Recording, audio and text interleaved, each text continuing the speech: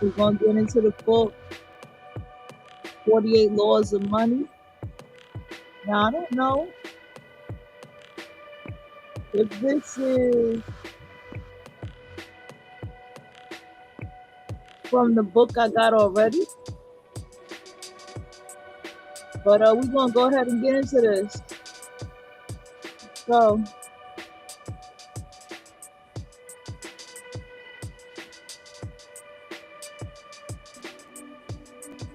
Law 1.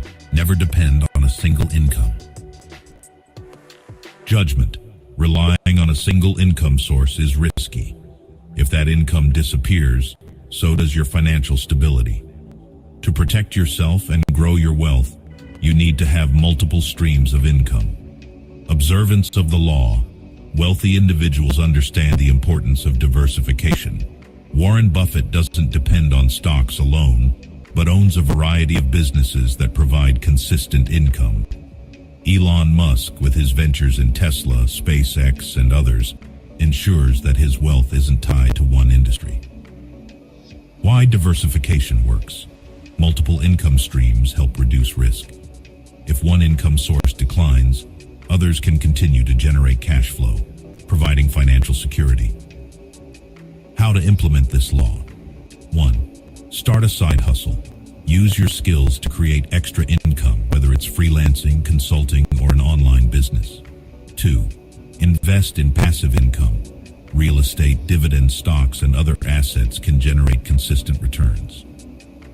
3. Leverage your skills. The more skills you have, the more income opportunities you can create. Reversal of the law. While it's important to diversify, avoid spreading yourself too thin. Focus on building strong, sustainable income sources first, before pursuing more. Law 2. Master the art of financial discipline. Judgment. Without financial discipline, even the largest fortunes can disappear. Wealthy individuals don't just make money, they manage it well. Controlling your spending, saving consistently, and investing wisely are keys to long-term wealth. Observance of the law. Mike Tyson earned millions, but lost it due to reckless spending. On the other hand, billionaires like Ingvar Kamprad are known for their frugality, which helped them maintain and grow their wealth over time. Why discipline matters. Financial discipline allows you to prioritize savings and investments over impulsive spending. This mindset ensures your wealth grows steadily and protects you from debt or financial instability. How to implement this law. 1. Create a budget. Track your spending to ensure you're living within your means. 2. Pay yourself. First, save and invest a portion of your income before spending on luxuries. 3. Avoid lifestyle inflation. Resist the urge to increase your standard of living as your income grows. Reversal of the law. While financial discipline is critical, it's important to balance saving with enjoying life. Allow yourself occasional indulgences, but always keep your long-term financial goals in mind. Law 3. Make money work for you. Judgment. The wealthy don't work endlessly for money. They make their money work for them.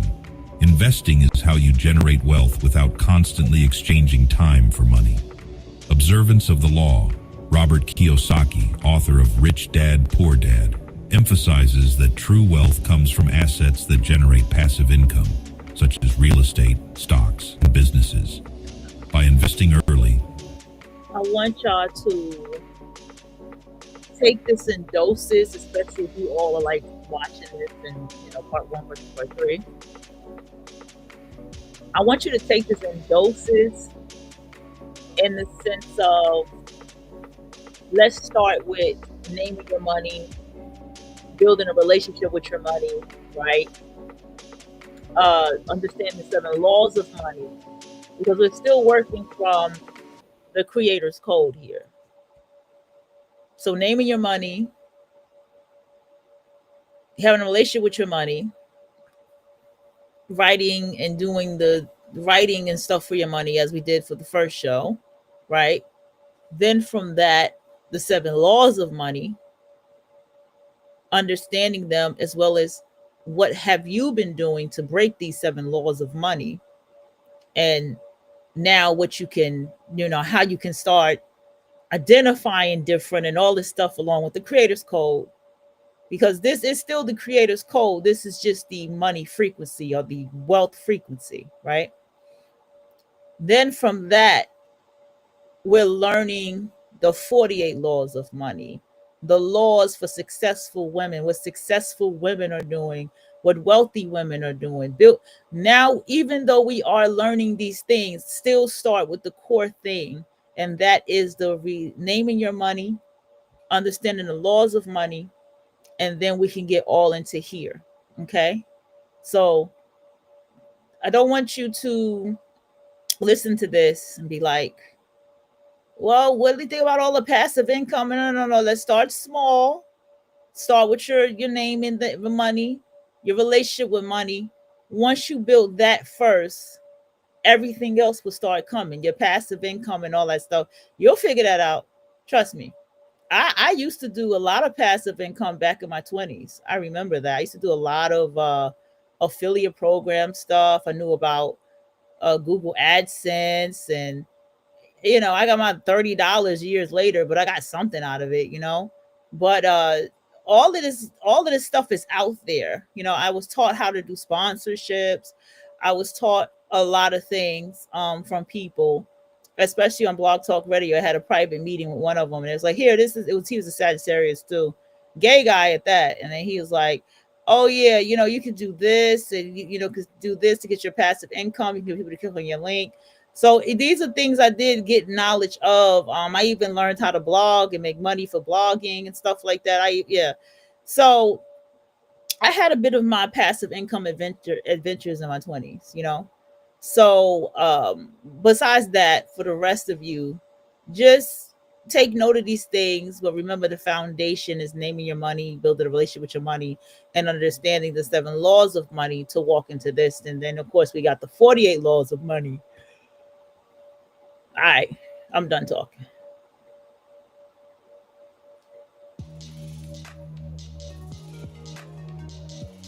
You let your money grow over time through compounding. Why investments matter. Investing allows you to build wealth without constant effort. It frees your time to focus on other opportunities while your investments continue to grow. How to implement this law. 1. Start investing early. Take advantage of the power of compounding by investing consistently. 2. Focus on passive income. Invest in assets that provide ongoing returns like rental properties or dividend stocks. 3. Reinvest profits. Reinvest the returns from your investments to accelerate growth. Reversal of the law. Be cautious about high-risk investments. Always understand what you're investing in and have a strategy to mitigate potential losses.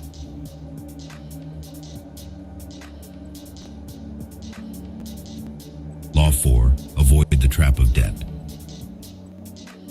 Judgment.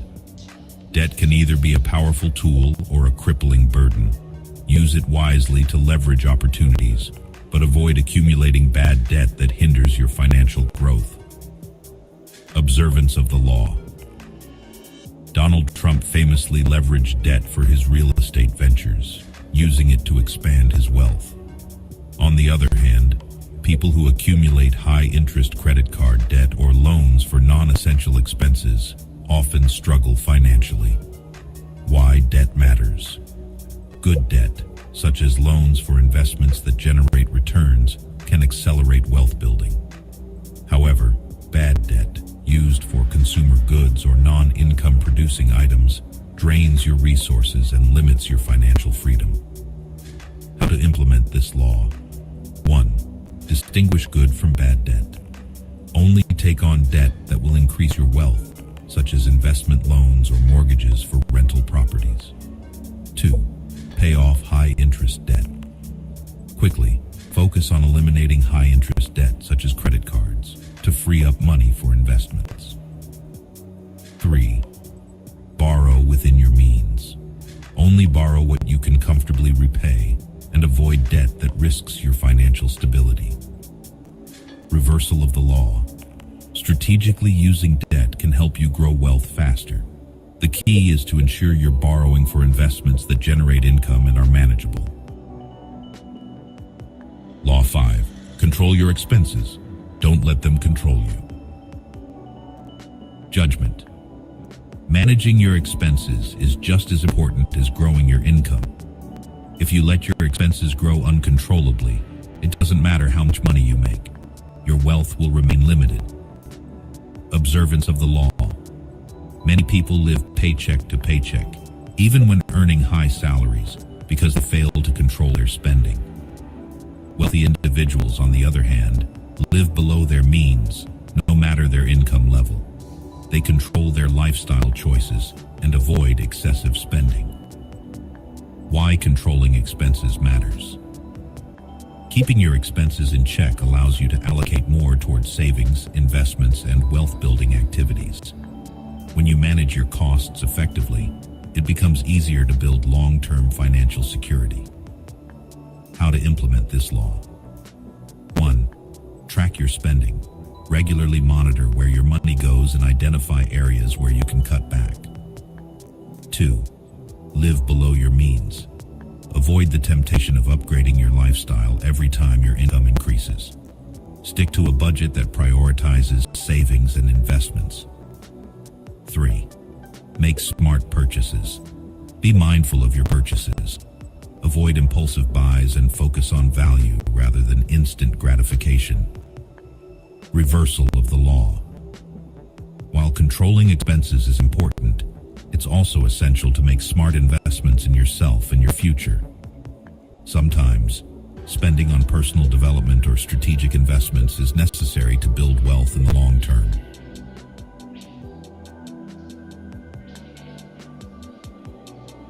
Law 6. Build a network of wealth builders. Judgment. You are the average of the 5 people you spend the most time with. Surround yourself with individuals who have a growth mindset, financial discipline, and a desire to succeed.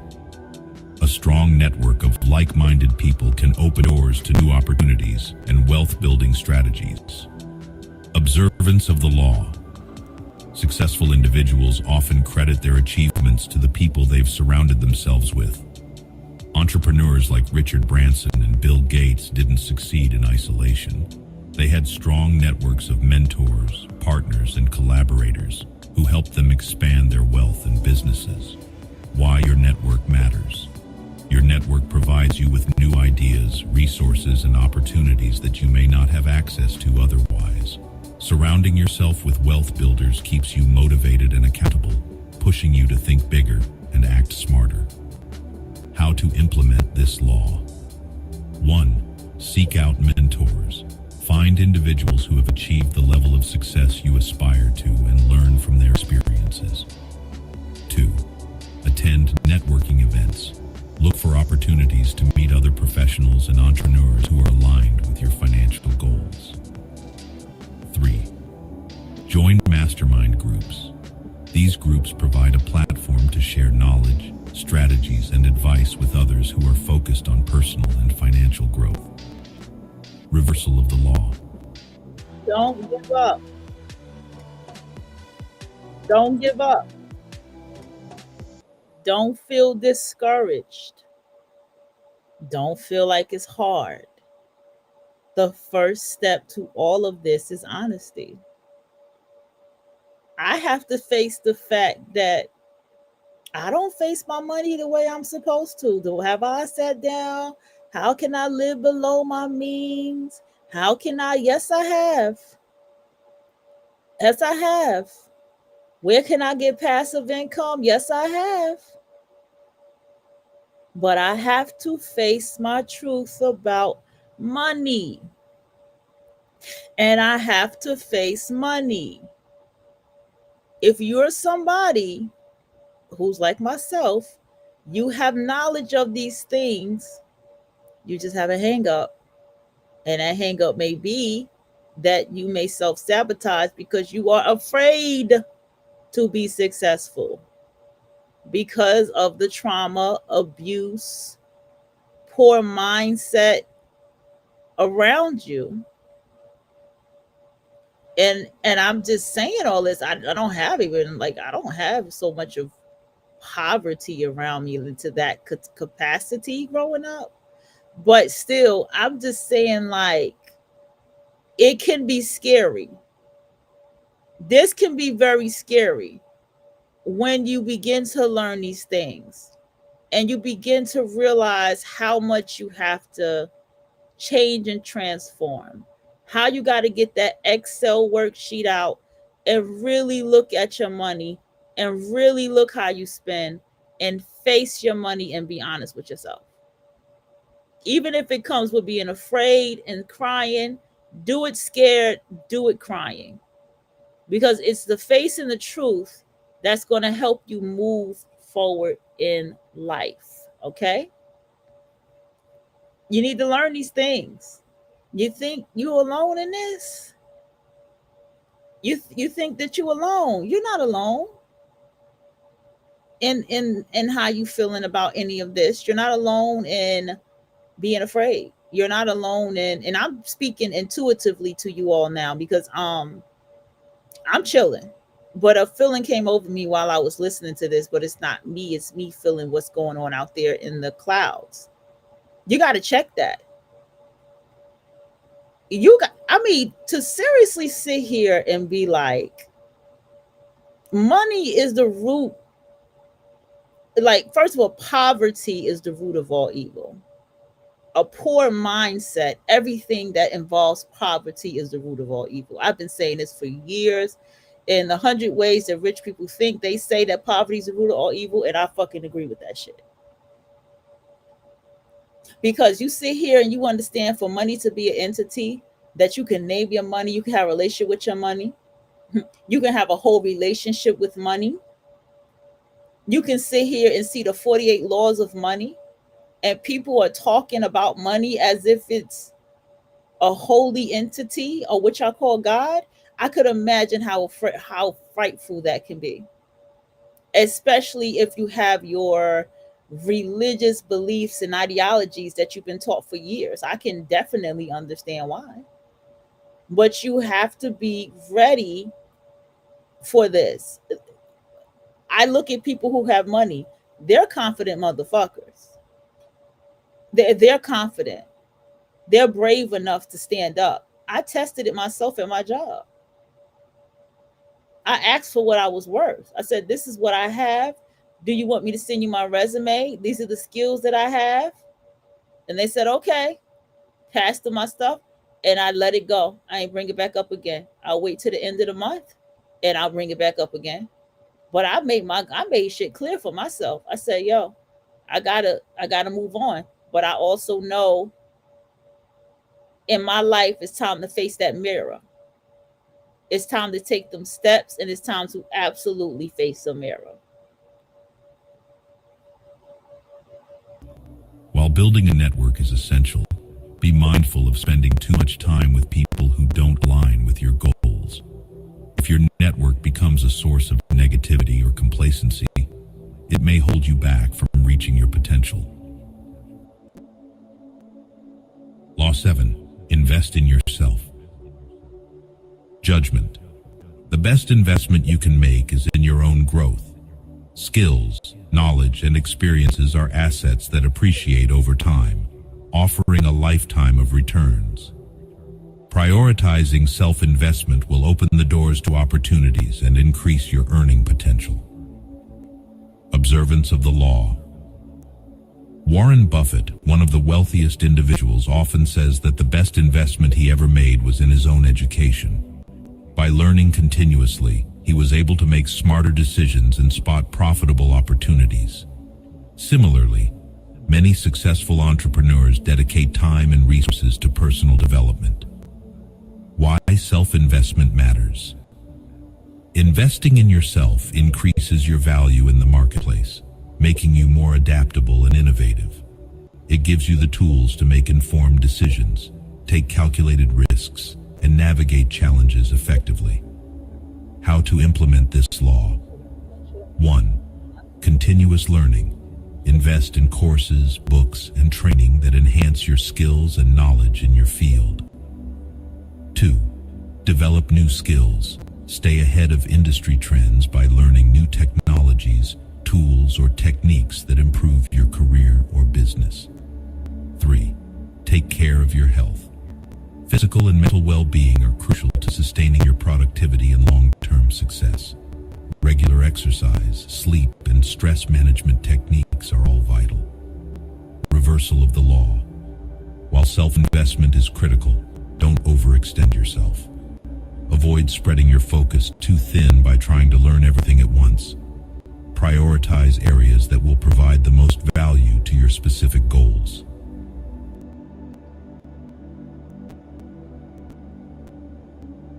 Law 8. Take calculated risks. Judgment. Wealth creation often requires taking risks, but those risks must be calculated. Successful individuals don't gamble. They make informed decisions, weigh potential outcomes, and manage risks to minimize losses while maximizing gains. Observance of the law. Entrepreneurs like Jeff Bezos and Richard Branson took significant risks when they started their companies, but these risks were calculated and informed. They understood the potential downsides and had strategies in place to mitigate them. On the other hand, those who take reckless risks without planning often face financial ruin. Why risk matters. Risk is an inherent part of wealth building. Without stepping outside of your comfort zone, opportunities to grow will remain out of reach. However, understanding and managing risk ensures that you can take advantage of growth opportunities while protecting yourself from unnecessary losses. How to implement this law? 1. Research and plan. Thoroughly research opportunities before making any decisions. Understand the potential risks and rewards involved. 2. Start small. Test the waters by starting with small, low-risk investments or ventures before committing larger sums of money. 3. Have an exit strategy. Always have a plan for how to exit or minimize your losses if an investment or business venture doesn't go as planned. Reversal of the law. Taking risks is essential, but don't be reckless. Avoid jumping into opportunities just because they seem promising. Always ensure you have a solid understanding and a contingency plan before moving forward. Law 9. Create value, don't just seek money. Judgment. Focus on creating value for others, and the money will follow. Wealth is a byproduct of solving problems and providing solutions that people need. When you focus on delivering value, you build a reputation, trust, and financial success. Observance of the law. Entrepreneurs like Steve Jobs and Mark Zuckerberg didn't set out to make money. They focused on creating revolutionary products that added value to people's lives. By solving major problems or enhancing experiences, they naturally attracted wealth as a result. Why creating value matters. When you create something that improves others' lives, whether through a product, service, or innovation, people are willing to pay for it.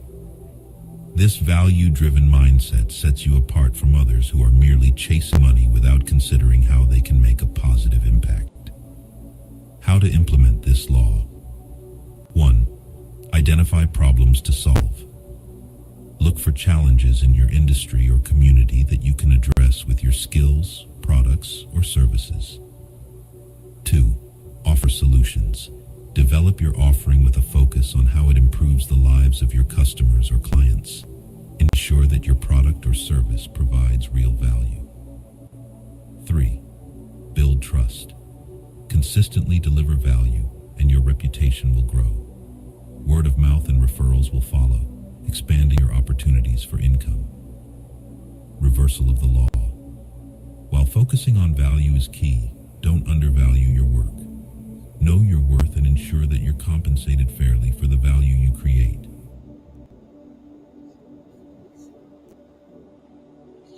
Law 10.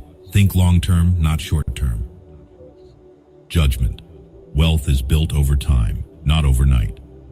Those who focus on short-term gains often miss out on long-term opportunities. Building lasting wealth requires patience, discipline, and a long-term vision. Observance of the law. Warren Buffett is known for his long-term investment strategy. He looks at companies with strong fundamentals that will grow steadily over decades, rather than seeking quick returns. Similarly, successful entrepreneurs like Jeff Bezos focused on building Amazon for long-term growth rather than short-term profits. Why long-term thinking matters. Short-term thinking can lead to impulsive decisions, like selling investments too early or jumping from one opportunity to the next. By focusing on long-term goals, you allow your investments, businesses, and relationships to mature and provide greater returns over time. How to implement this law. 1. Set long-term goals. Define where you want to be financially in 5, 10, or 20 years and align your actions with those goals. 2. Be patient with investments.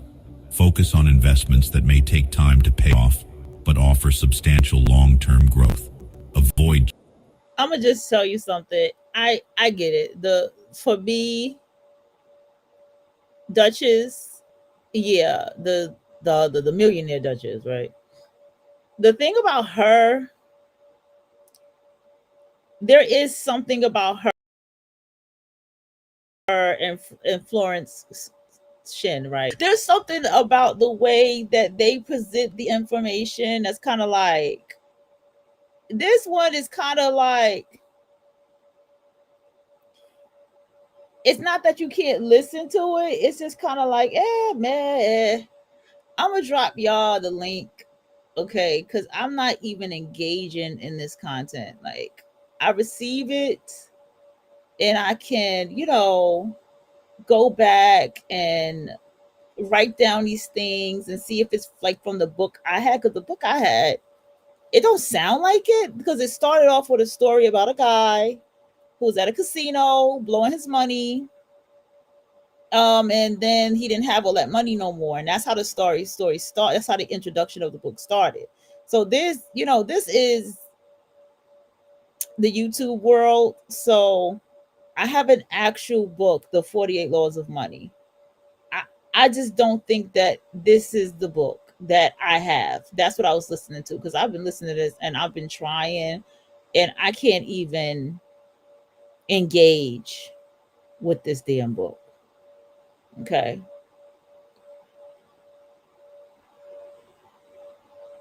Okay. So I want to look at something.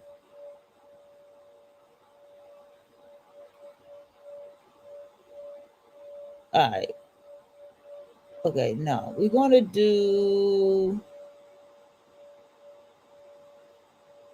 Okay. What happened with Trump? President Trump issues powerful statement in response to Ham's acceptance of peace plan. Hamas massive fire erupts at Chevron oil refinery, of course, in LA, always fires. Lawmakers remain deadlocked as government shutdown continues. Haven't even noticed it.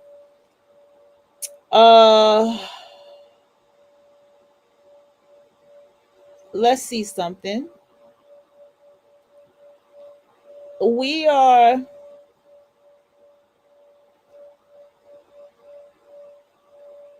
I'm gonna watch that on my own. I saw something with Exoticals United about plus size dancers. So we're gonna still keep it in the creators code. This one kind of just So let's get back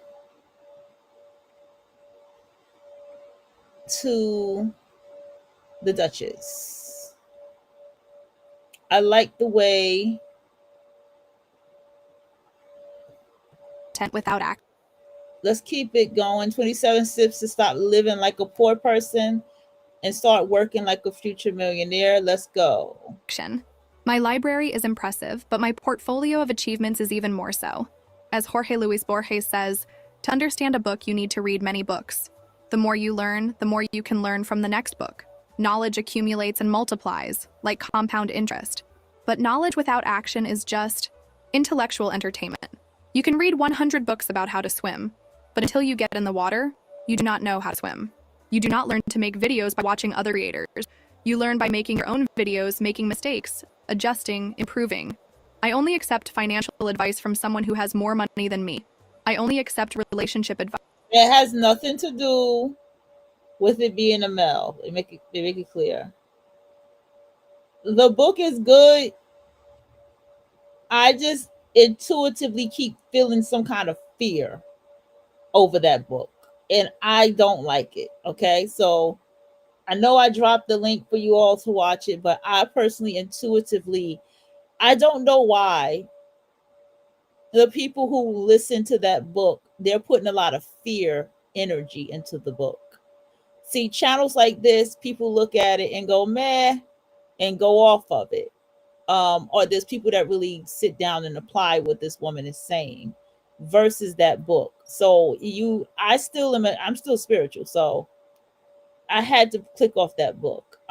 Like I said, I have to go into my book, The 48 Laws of Money, to even see the author to tell you. I can't even play the clip of it. That's crazy. But yeah. Advice from someone who has the relationship I want. And I only accept career advice from someone who has already reached where I want to go. Yes. And do you know how these people got there? By doing, not just studying. 21. Cultivate valuable relationships. Before we get to that, I dead ass yesterday was filling things out, right? And I was like, there are really, I want to tell y'all straight up, there are really people who are rich, who are like successful rich people who are putting these books out there for us to listen to, who are living the life that they talk about. This woman is living the life she talks about. I just want y'all to know that. There are people who are living the life that they talk about, but they're not wealthy. Do you understand what I'm saying? So there's people I can feel like, okay, you're good for corporate. You're good for work etiquette and how to make it at work. And the do's and don'ts, or listen to somebody tell them how they conduct themselves at work and giving them the critique, showing them what they look like at work and giving them a critique. I'm like, okay, you're good for that, but you're not wealthy. You may have been in spaces with wealthy people, right? You may have touched elbows with them, but they're not your friends. Your friends are I can intuitively pick that up. And I'm not wrong because I listen and I'm like, yeah, that part. This particular person here is living a life that she absolutely talks about. And her energy is good because she is good to help you get sponsorships, people to invest into your business, what places to go to for that to happen, and knowing how to negotiate and how to talk to them. So that's what I get from this woman's energy who puts on this. So I take in everything that she says, right? But I'll have to go into that channel with the 48 Laws of Power to see what it was that was causing all that fear over that book. But let's go, y'all. I am not Elon Musk's best friend for nothing. Do not tell Mr. Millionaire about my crush on him. Relationships are the most valuable currency. Cultivate them with intentionality. Your net worth is often directly proportional to the value of your network. Think about the opportunities that arise when you know the right people. Exclusive businesses, privileged information, doors that magically open. That is why rich people attend very expensive charity events. It is not just to show off jewelry, but to be in the same environment as other rich and powerful people. It is investment, not an expense. The rate of return on a strategic relationship can be much higher than that of any stock on the exchange. I am millisexual because I am only attracted to those who are millionaires. This is not about shallow materialism. It is about understanding the power of connecting with people who have resources, knowledge, and influence. You are the average of the 5 people with whom you spend the most time. Choose wisely. 22. Stop splitting bills. Are you doing charity, my love? Splitting the bill? What is happening? If you get used to paying half, you will never demand the whole. Elevation of standards begins with small decisions. God save me from a man with an economy car. This is not about the brand or model of the car. It is about mindset. A man who is content with the basics will probably offer the basics to you too. When you split the bill on the first date, you are establishing a dangerous precedent. You are saying, I am satisfied with the minimum, and believe me, people treat you according to their own expectations. Our love language is money. Maybe it is a simplification, but there is a truth there. Money represents value, time, effort. When someone invests in you, whether in a dinner, a gift, or a future together, they are demonstrating how much value they attribute to your presence in their life. 23. Understand that luxury is not vanity. It is quality of life. Conscious materialism is a form of self-care. I do not buy a Hermes bag because I am shallow.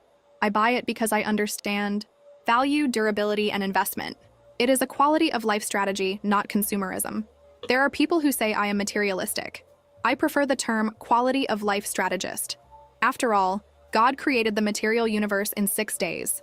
Clearly, he values material things. If we were meant to live like monks, we would have been born with tunics. There is a difference between empty consumerism and appreciation for excellence. True luxury products are not just for ostentation.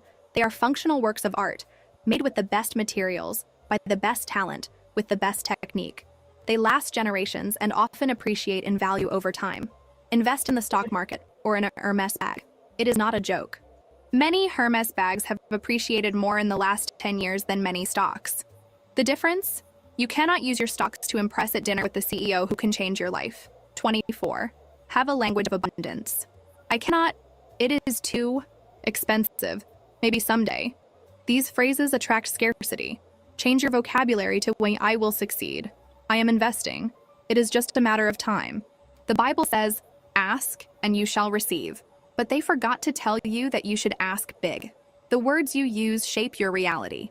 When you say, I cannot afford this, your brain accepts this limitation as truth and stops looking for solutions. When you say, how can I afford this? Your brain becomes a possibility-seeking machine. I do not know about you, but I never understood this talk of money does not bring happiness. Obviously, whoever invented this never had enough money to verify the theory. The language of scarcity was created to keep people content with little. Have you ever tried to explain to someone the concept of credit card limit? I also do not understand. Limit is for those who accept less than they deserve. Your financial vocabulary says a lot about your financial beliefs. Eliminate phrases like, I cannot, too expensive, maybe someday. Replace with, I am prioritizing. Other investments now are, what is the return on value? I'm working to achieve this soon. 25. Learn manage people and processes. Selling is the beginning, but building and maintaining is what separates a stroke. What is beautiful about her, Duchess Dollars, is that this is the same principles and laws of Florence Shin. Okay, this is the same thing that she's saying. She just has such another delivery of it, but it's the same thing. Stroke of luck from a lasting fortune. You need to learn to manage people, even if they are just your clients, and create processes that work without you. Learn to sell and learn to build. If you know how to do both, no one will be able to stop you. Selling is getting the client. Building is keeping them and growing through them. Most people focus so much on getting new clients that they forget it is much cheaper and more profitable to keep the ones they already have. Managing people does not necessarily mean having employees. It can be managing suppliers, partners, clients, followers. It is understanding psychology, communication, expectations, incentives, and managing processes. It is creating systems that work without your constant intervention. The goal is to build a machine that generates wealth even when you are not actively working on it. This requires long-term vision, willingness to invest in infrastructure, and the courage to delegate what does not need to be done exclusively by you. 26. Be smart in relationships. Do not sacrifice yourself for love when you can have love and money. I am millisexual. I am only attracted to millionaires. It is not being self-interested, it is recognizing that I deserve the best in all aspects of life. A poor boyfriend only gives you headaches and cheats on you. It may seem cruel, but there is a truth there. Relationships with large financial disparities rarely work. Not because money is more important than love, but because values, lifestyle, and expectations tend to be very different. Stop thinking you need a man to be happy. We only need money and new clothes. Financial independence should come before any relationship. When you depend financially on someone, your decisions are limited and your negotiating power is almost zero. He was ugly. You decided to give him a chance, and now he acts as if he were handsome. Let that be a lesson. This is not about physical appearance. It is about perceived value. When you sell yourself cheap, people treat you like a cheap commodity. When you value yourself, people respect that value. 27. Understand that true wealth goes beyond money. When you finally become rich, you will realize that it was not just money you were seeking. It was freedom, impact, meaning. Money is just the means, not the end. But do not worry, it is a very pleasant means. The choice is yours. You can continue living like a poor person, splitting the bill, putting water in your shampoo, and dreaming small.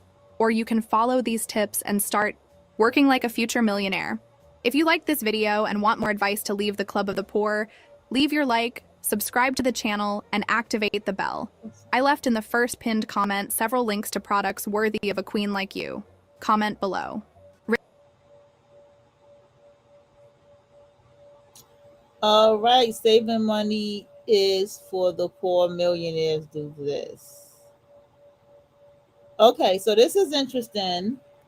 Now, I don't want to steer y'all too far off. Okay, I really don't. I am leery of married women. Y'all know that. And I'm going to tell you why. Because I don't feel like this is not an independent woman. I really fucking don't. I really don't. But I still get leery of married women because sometimes they say things. But you know what? From what I'm learning about the laws of money, if we look at the law of, what was it, the third one that says circulation, I'm seeing why there is videos about not saving money. See what I'm saying? And remember they was saying like, you put the money you save into different investments, to different percentage into different investments, right? From broke to powerful in 3 months, how to become unrecognizable in 90 days. This is what I want to talk. I just want this new identity one. Let's go. Are you still dating a man who drives a Honda Civic? Oh, darling, I thought we had already talked about this. It is me, Duchess Dollars, and I am here because you need an urgent intervention. The girl you are today does not need to be the same 90 days from now. Believe me, I have changed my identity more times than Mr. Millionaire has changed his yacht collection. Want to know the truth? Your former I'm self is holding you back. That same girl who splits the dinner bill and calls it equality. Please, darling, the only thing equal in this situation is how equally disappointed I am with your choices. 3 months ago, one of my followers worked a 9-to-5 job, earning $65,000 a year, wearing clothes from the clearance section and driving, I barely say it, a used Toyota. Today, she has her own consulting business, charges $500 per hour, wears only luxury brands, and drives a car that does not make embarrassing noises when started. It could be you, but you are still adding water to your shampoo bottle. Let me share the 7 steps to become completely unrecognizable in just 90 days. And I am not talking about hiding from debt collectors. I am talking about transforming yourself into the type of woman who enters a room and makes everyone whisper, "Who is she?" Step 1, brutal reality check. First, take your designer notebook. Oh, you do not have one? All right, use whatever sad little notebook you have and create 3 columns. Column 1, what I love about my life.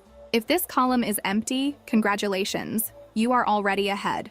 Most women who need a complete life makeover cannot name 3 things they genuinely love about their current situation. Column 2, what absolutely disgusts me about my life. Be ruthless. Do you hate your wardrobe? Write it down. Do your friends have the ambition of a sloth? Write it down. Is your bank account giving Great Depression vibes?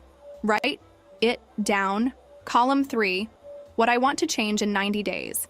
Be specific here. Do not just say, I want to be rich. That is what poor people say.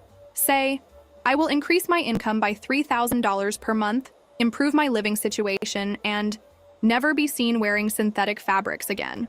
The Bible says, write the vision and make it clear. And although I am not a regular churchgoer, Sunday brunch at the Ritz conflicts with service times, I believe in that scripture. If you do not know exactly what you want, how will the universe, or more importantly, how will a rich man, know what to give you? Step 2. Eliminate everything that screams, limited budget. You cannot become a new woman while surrounded by reminders of your basic past. Clean out your closet. If it comes from a store with fluorescent lighting, donate it. If it has a visible logo from a brand that displays commercials during daytime TV programming, burn it. This weekend, I cleared my closet of anything that cost less than $500. Of course, they were only 2 items someone gifted me. God bless their middle-class hearts. But the principle remains the same. The average American woman spends 2 hours and 22 minutes on social media daily. That is 2 hours and 22 minutes you could spend enhancing your life, researching wealthy neighborhoods, or practicing how to laugh elegantly at a charity ball.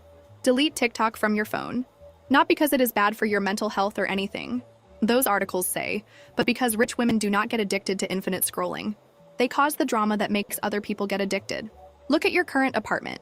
If you have any furniture that you assembled yourself following instructions, it is time for an upgrade. Furniture that comes in flat boxes is for people with flat dreams. And that decor you bought on clearance? Put it all in a box and write, evidence of my former poor life, before donating it to your friend who still thinks sharing rent with 5 people is a smart financial choice. Your refrigerator is another place that needs a deep cleaning.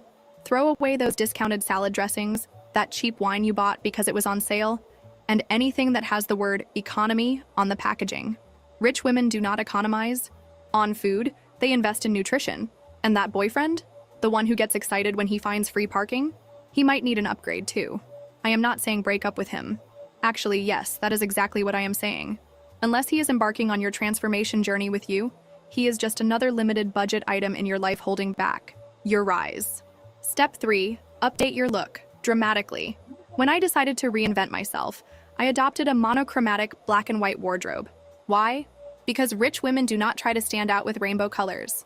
They stand out with quality, darling. Change something dramatic about your appearance.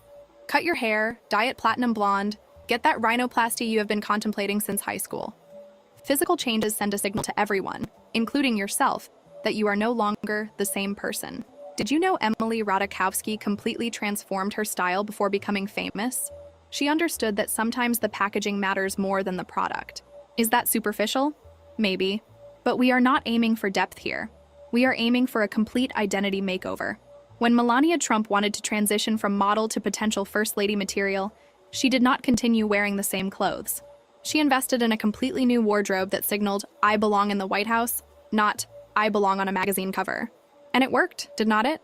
Do not just update your style, update your vocabulary. Rich women do not go shopping. They acquire pieces, they do not eat, they dine, and they certainly do not save money. They strategically allocate resources. I have been in my all black and white phase for 3 years. No one sees me wearing vibrant colors because that is for people who need to call attention. When you have money, you do not need to scream with your clothes. Your accessories whisper for you. My Rolex speaks louder than any yellow blouse ever would.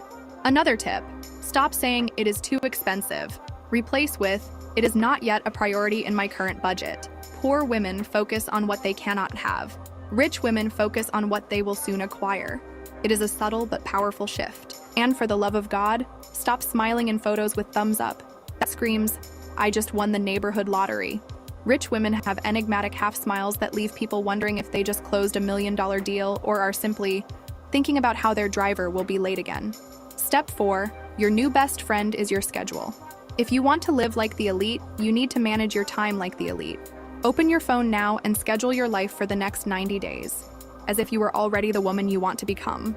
Would a rich woman wake up at 9 a.m.? Absolutely not. She has empires to build, personal trainers to meet, and brunches to attend. Set your alarm for 5:30 a.m., not because you need to rise and grind like the working class, but because rich women create time, not chase it. Here is what your schedule should include. Fitness with a personal trainer, or YouTube videos if you are still saving. Networking events where affluent people gather. Time blocks for learning a new skill that rich people respect. Self-care that does not involve boxed wine and Netflix. The secret that rich women do not tell is that they do not find time. They designate time. Your schedule is your vision board in action. When I was younger, I wasted my precious time trying to do everything. Now, I have specific time blocks for each activity. From 5:30 a.m. to 7 a.m. is my self-care time. From 7 a.m. to 8:30 a.m. is breakfast with Mr. Millionaire, where we discuss which company to buy that day. From 9 a.m. to 11 a.m. is my time to create content for you. My dear rising followers, the rest of the day? Well, a lady never tells all her secrets, but it involves many meetings with people whose names you only see in Forbes. A tip that few rich people share. Treat your time as a valuable commodity and people will begin to value your moments more. Stop being available anytime. Start saying, "Let me check my schedule." Even if your schedule is as empty as your current bank account, do not worry, this will change. The simple act of making people wait for you establishes a new power dynamic. Another tip, if you cannot afford a personal assistant yet, pretend you have one. My assistant will contact you to schedule. It sounds much better than text me when you are free. If you start acting like you already have a team, the universe will conspire to give you one. Step 5. Upgrade your circle. Ruthlessly. This is where it gets uncomfortable, darling. The friends who love to see you struggle and celebrate your small victories, they have to go. They are like anchor weights in your designer handbag, dragging you back to mediocrity. I am not saying cut all your friends. Actually, yes, that is exactly what I am saying. Make new ones. Start following wealthy women online. Comment intelligently on their posts. Join organizations where the membership fee makes you slightly nauseated. That is how you know you are in the right place. When I wanted to level up, I identified 3 women who had the life I wanted. I studied them obsessively. What did they wear? How did they speak? Where did they vacation? I became a student of wealth until I became the teacher. In the words of Taylor Swift, I want to be defined by the things I love, not the things I hate. Except I would add, I want to be defined by the rich people I associate with, not the broke friends I left behind. Let us be brutally honest. Your current friends are probably why you are still financially stagnant. They invite you to happy hours instead of networking events. They encourage you to enjoy life instead of building an empire. And they secretly hope you do not become too successful, because that forced them to look at their own mediocre choices. I had a friend, let us call her But Kelly. Kelly loved to pull me down whenever I mentioned my dreams. Be realistic, she would say. Not everyone can be rich. You know where Kelly is now? I do not know, because I cut her from my life 5 years ago. And in 5 years without her negativity, I multiplied my income tenfold and married Mr. Millionaire. You probably will not have immediate access to the social circle you desire. So what to do? Start frequenting the places they frequent. Cannot afford the country club membership? Get a job there. Seriously, the staff often see more millionaires in a day than most people in their entire lives. And I am not suggesting you become a waitress. Aim for administrative, events, or sales positions. If you cannot pay for the VIP table, work at events that have VIP areas. If you cannot buy a $5,000 handbag, work at the store that sells them. Put yourself in the path of wealth, even if it means serving champagne to the wealthy. For now. Step 6. Reinvent yourself publicly. This is crucial. You must declare your transformation to the world. Create new social media if necessary. Archive old posts showing you at budget restaurants or wearing fast fashion. When my follower Jessica decided to reinvent herself from administrative assistant to luxury real estate consultant, she completely changed her Instagram. No more selfies in her car or photos of home-cooked meals. Suddenly, it was all property viewings, coffee at sophisticated cafes, and elegant suits. In 60 days, she was actually selling luxury real estate. The world treats you as you present yourself. If you are presenting yourself as someone who clips coupons and gets excited about buy one, get one parts promotions, that is how people will see you. If you present yourself as someone who belongs in first class, people will assume that is where you belong. Did you know Margaret Thatcher took voice lessons to make her voice deeper and sound more authoritative? She did not wait until she felt powerful to sound powerful. She sounded powerful first, and the feeling came afterward. When I reinvented myself for the 3rd time, I did not wait until I had everything I wanted. I started posting as if I already was who I wanted to be. I posted photos in front of luxury hotels where I was not staying, yet. I took pictures with expensive bags in stores without buying them. Yet, I created such a convincing visual aesthetic that people started treating me as if I were already rich. And you know what happened? Opportunities started appearing. A valuable piece of advice: do not lie, but frame strategically. Instead of saying, I bought this dress on clearance, say, I added this piece to my collection. Instead of, I am saving for travel, say, I am finalizing my travel plans for the next quarter. It is all about language, darling. Have you heard of Marie Antoinette? Before becoming Queen of France, she meticulously studied how to look and act like royalty. When she finally took the throne, no one questioned her right to be there. She already seemed to belong. Do the same. Learn. I like how she mentioned about being colorful, because I noticed that. Oh shit. Learn the codes of wealth before having wealth, and doors will open much faster. Start using we instead of I in professional conversations. Even if you are a one-person operation, we are considering several offers at the moment. Sounds much more established than, I am looking for work. Perception shapes reality. Step 7. Document your transformation. Privately. While you are presenting your best self publicly, document your journey privately. Not to share, at least not yet, but to remind yourself how far you have come. Record a video today saying, in 90 days I will be unrecognizable. The woman watching this video in the future is rich, confident, and surrounded by success. This is not just about validation. It is about accountability. When you see how far you have come, you will never want to go back. Even I, Duchess Dollars, have private videos from when I was just starting out. Videos where my jewelry was, I am ashamed to admit, gold-plated instead of solid gold. Where my luxury vacations were actually a skillfully angled photo in a hotel lobby where I ordered a coffee and stayed for 3 hours. Your struggles today are your success story tomorrow. The woman who went from shopping clearance sales to shopping Chanel is infinitely more interesting than the woman born with a Tiffany silver spoon in her mouth. People love a transformation story. When you finally reach your goal, those before videos will be your most valuable asset. They will not only prove your journey to others, but will serve as a reminder for you to never settle, never stop evolving, and never ever go back to your old self. Recording yourself talking about your dreams also solidifies them.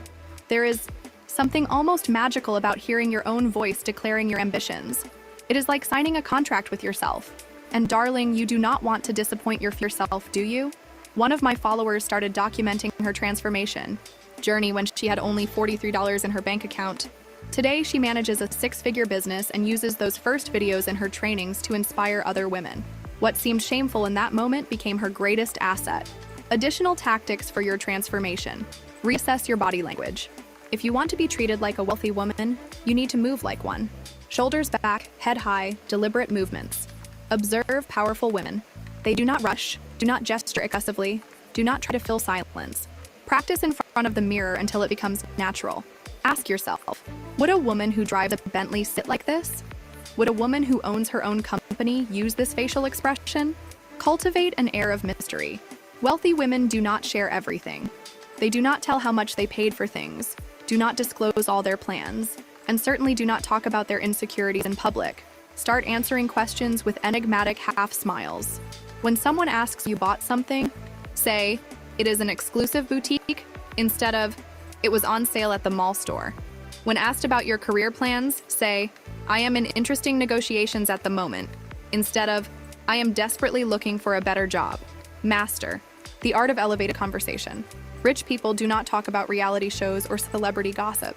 They discuss investments, properties, global trends, and exclusive experiences. Start reading the Wall Street Journal, even if just the headlines at first. Subscribe to financial newsletters. Familiarize yourself with wines, art, and luxury travel.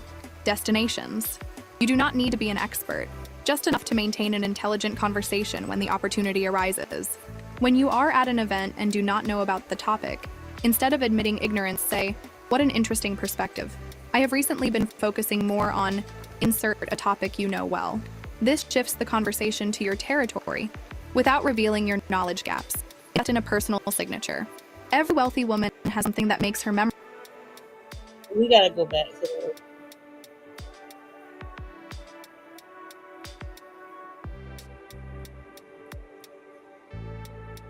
Street Journal, even if just the headlines at first. Subscribe to financial newsletters. Familiarize yourself with wines, art, and luxury travel destinations. You do not need to be an expert, just enough to maintain an intelligent conversation when the opportunity arises. When you are at an event and do not know about the topic, instead of admitting ignorance, say, "What an interesting perspective. I have recently been focusing more on insert a topic you know well." This shifts the conversation to your territory without revealing your knowledge gaps. Invest in a personal signature. Every wealthy woman has something that makes her memorable: an exclusive perfume, a characteristic jewelry style, or a gesture that people associate with her. Choose something affordable to start. Maybe it is always wearing red lipstick, a specific type of bracelet, or a characteristic hair movement. Whatever it is, make it yours. When people say, "That reminded me of you," you will know you are building a personal brand. Perfume is particularly powerful for this. Save in other areas if necessary, but invest in a niche perfume that few people around you wear. Olfactory association is extremely strong and can create a memorable presence even after you leave the room. What to avoid? During your transformation, do not announce your plans. The biggest mistake I see transforming women make is telling everyone about their big plans. "I am going to become a millionaire. I am reinventing myself." No, save your energy. People who do not believe in you will suck your motivation with doubts and allow in realistic concerns. Remember, lions do not announce they are going to hunt. They simply hunt. Do not confuse spending with investing. This is tricky because yes, you need to appear prosperous to attract prosperity, but there is a difference spending money you do not have on things that appreciate and strategically investing in your transformation. Investing, a classic quality handbag that will last years and maintain its value. Spending, 10 cheap handbags that will crack in months.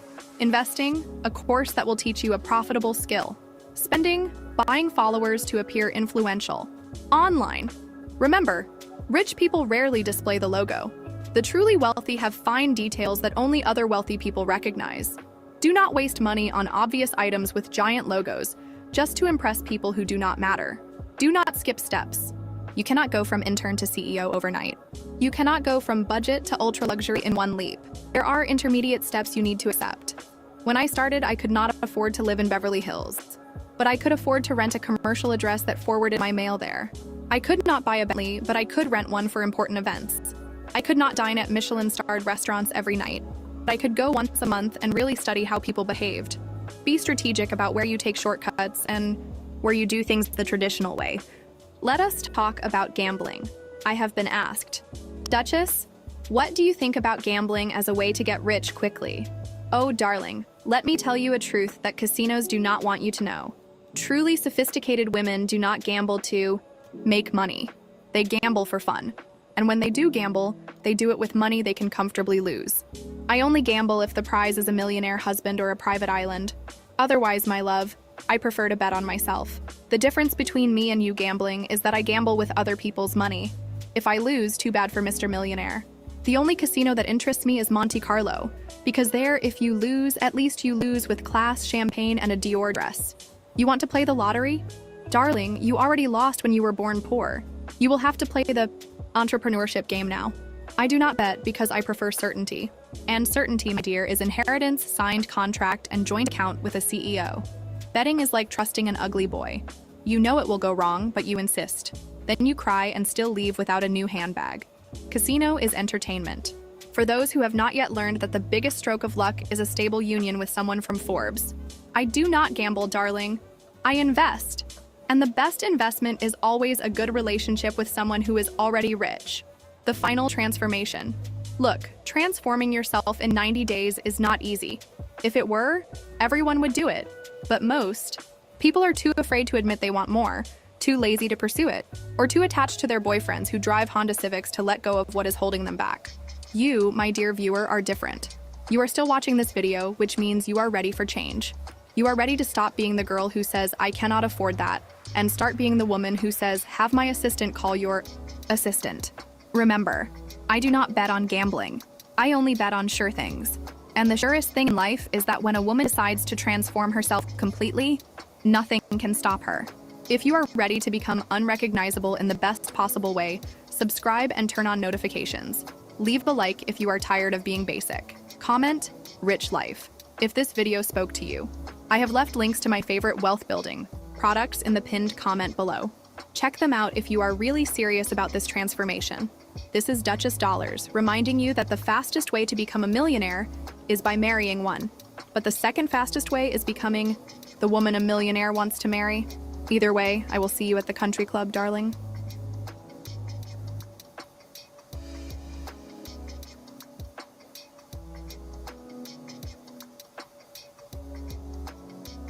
That's that shit I'm talking about. I just want a single fucking woman that's not attached to a man doing this shit. Bro. I think some women are smart enough not Your to boss say just denied your raise for the third time while his 19-year-old son got a Porsche as a gift. Unfair? Welcome to my world before I discovered the secrets that changed my life. I'm Duchess Dollars, darling. And today, I'll show you how I stopped settling for crumbs and started living like a true millionaire. And no, I won't tell you to wake up at 5 a.m. and take cold showers. If someone says that's the secret to success, you can be sure that person is selling an online course and not mansions in Beverly Hills. You know I love luxury. Mr. Millionaire asked why I was watching videos of millionaires for hours on end. I said, darling, I'm studying our wild relatives in their natural habitat. The truth? I was obsessed with discovering what they do differently. What makes some people have private jets while others have to beg for an upgrade to premium economy? After years of observing these rare specimens and living among them, I discovered that 83% of millionaires weren't born rich. They developed 5 habits that anyone can copy. Even you, darling, who's watching this video while eating instant noodles for the 5th time this week. Of course, it would be easier to have been born an heiress to an empire. But since your parents weren't kind enough to better plan your financial future, let's work with what we have, right? The first habit of millionaires is eliminating noise.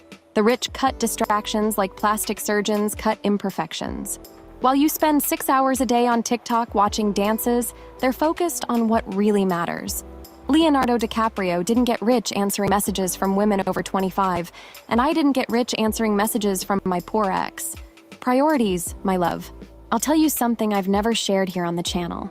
Before meeting Mr. Millionaire, I had a normal job, with a normal salary, living a mediocre life. My phone beeped every 2 minutes. Friends asking for advice about failed relationships, relatives complaining about life, coworkers sharing memes during work hours. I was everyone's unpaid therapist. One day, my boss called me in to talk about my drop-in productivity. It was my wake-up moment. That night, I silenced 90% of my contacts. I uninstalled apps that didn't bring me value. I configured my email to receive messages only 3 times a day. Were people offended? Yes. Did my productivity skyrocket? Absolutely. 3 months later, I received my first promotion. 6 months later, I doubled my salary. A year later, I was at an exclusive cocktail party where I met Mr. Millionaire. Coincidence? I think not. Last month, I blocked everyone who asked me for discounts. Consequence? My sales tripled and my blood pressure went down. The rich understand that their time and attention are like a Birkin, extremely valuable and not available to just anyone. They know how to say no to unnecessary meetings, social events that don't add value, and people who drain their energy. And speaking of which, stop answering calls from unknown numbers. If it's important, they'll send an email. If it's really important, they'll find a way to talk to your assistant. The second habit is creating a millionaire identity. You act poor and then wonder why you don't attract wealth? Darling, millionaires don't try to get rich. They already consider themselves rich even before their bank account confirms it. When I met Mr. Millionaire, I was already acting as if I had my own millions. He merely validated what I already knew about myself. Let's do a quick exercise. How do you behave when you enter a luxury store? Do you apologize for being there? Get nervous when you need to ask the price? Run away when you find out how much it costs? If you answered yes to any of these questions, your identity is working against you.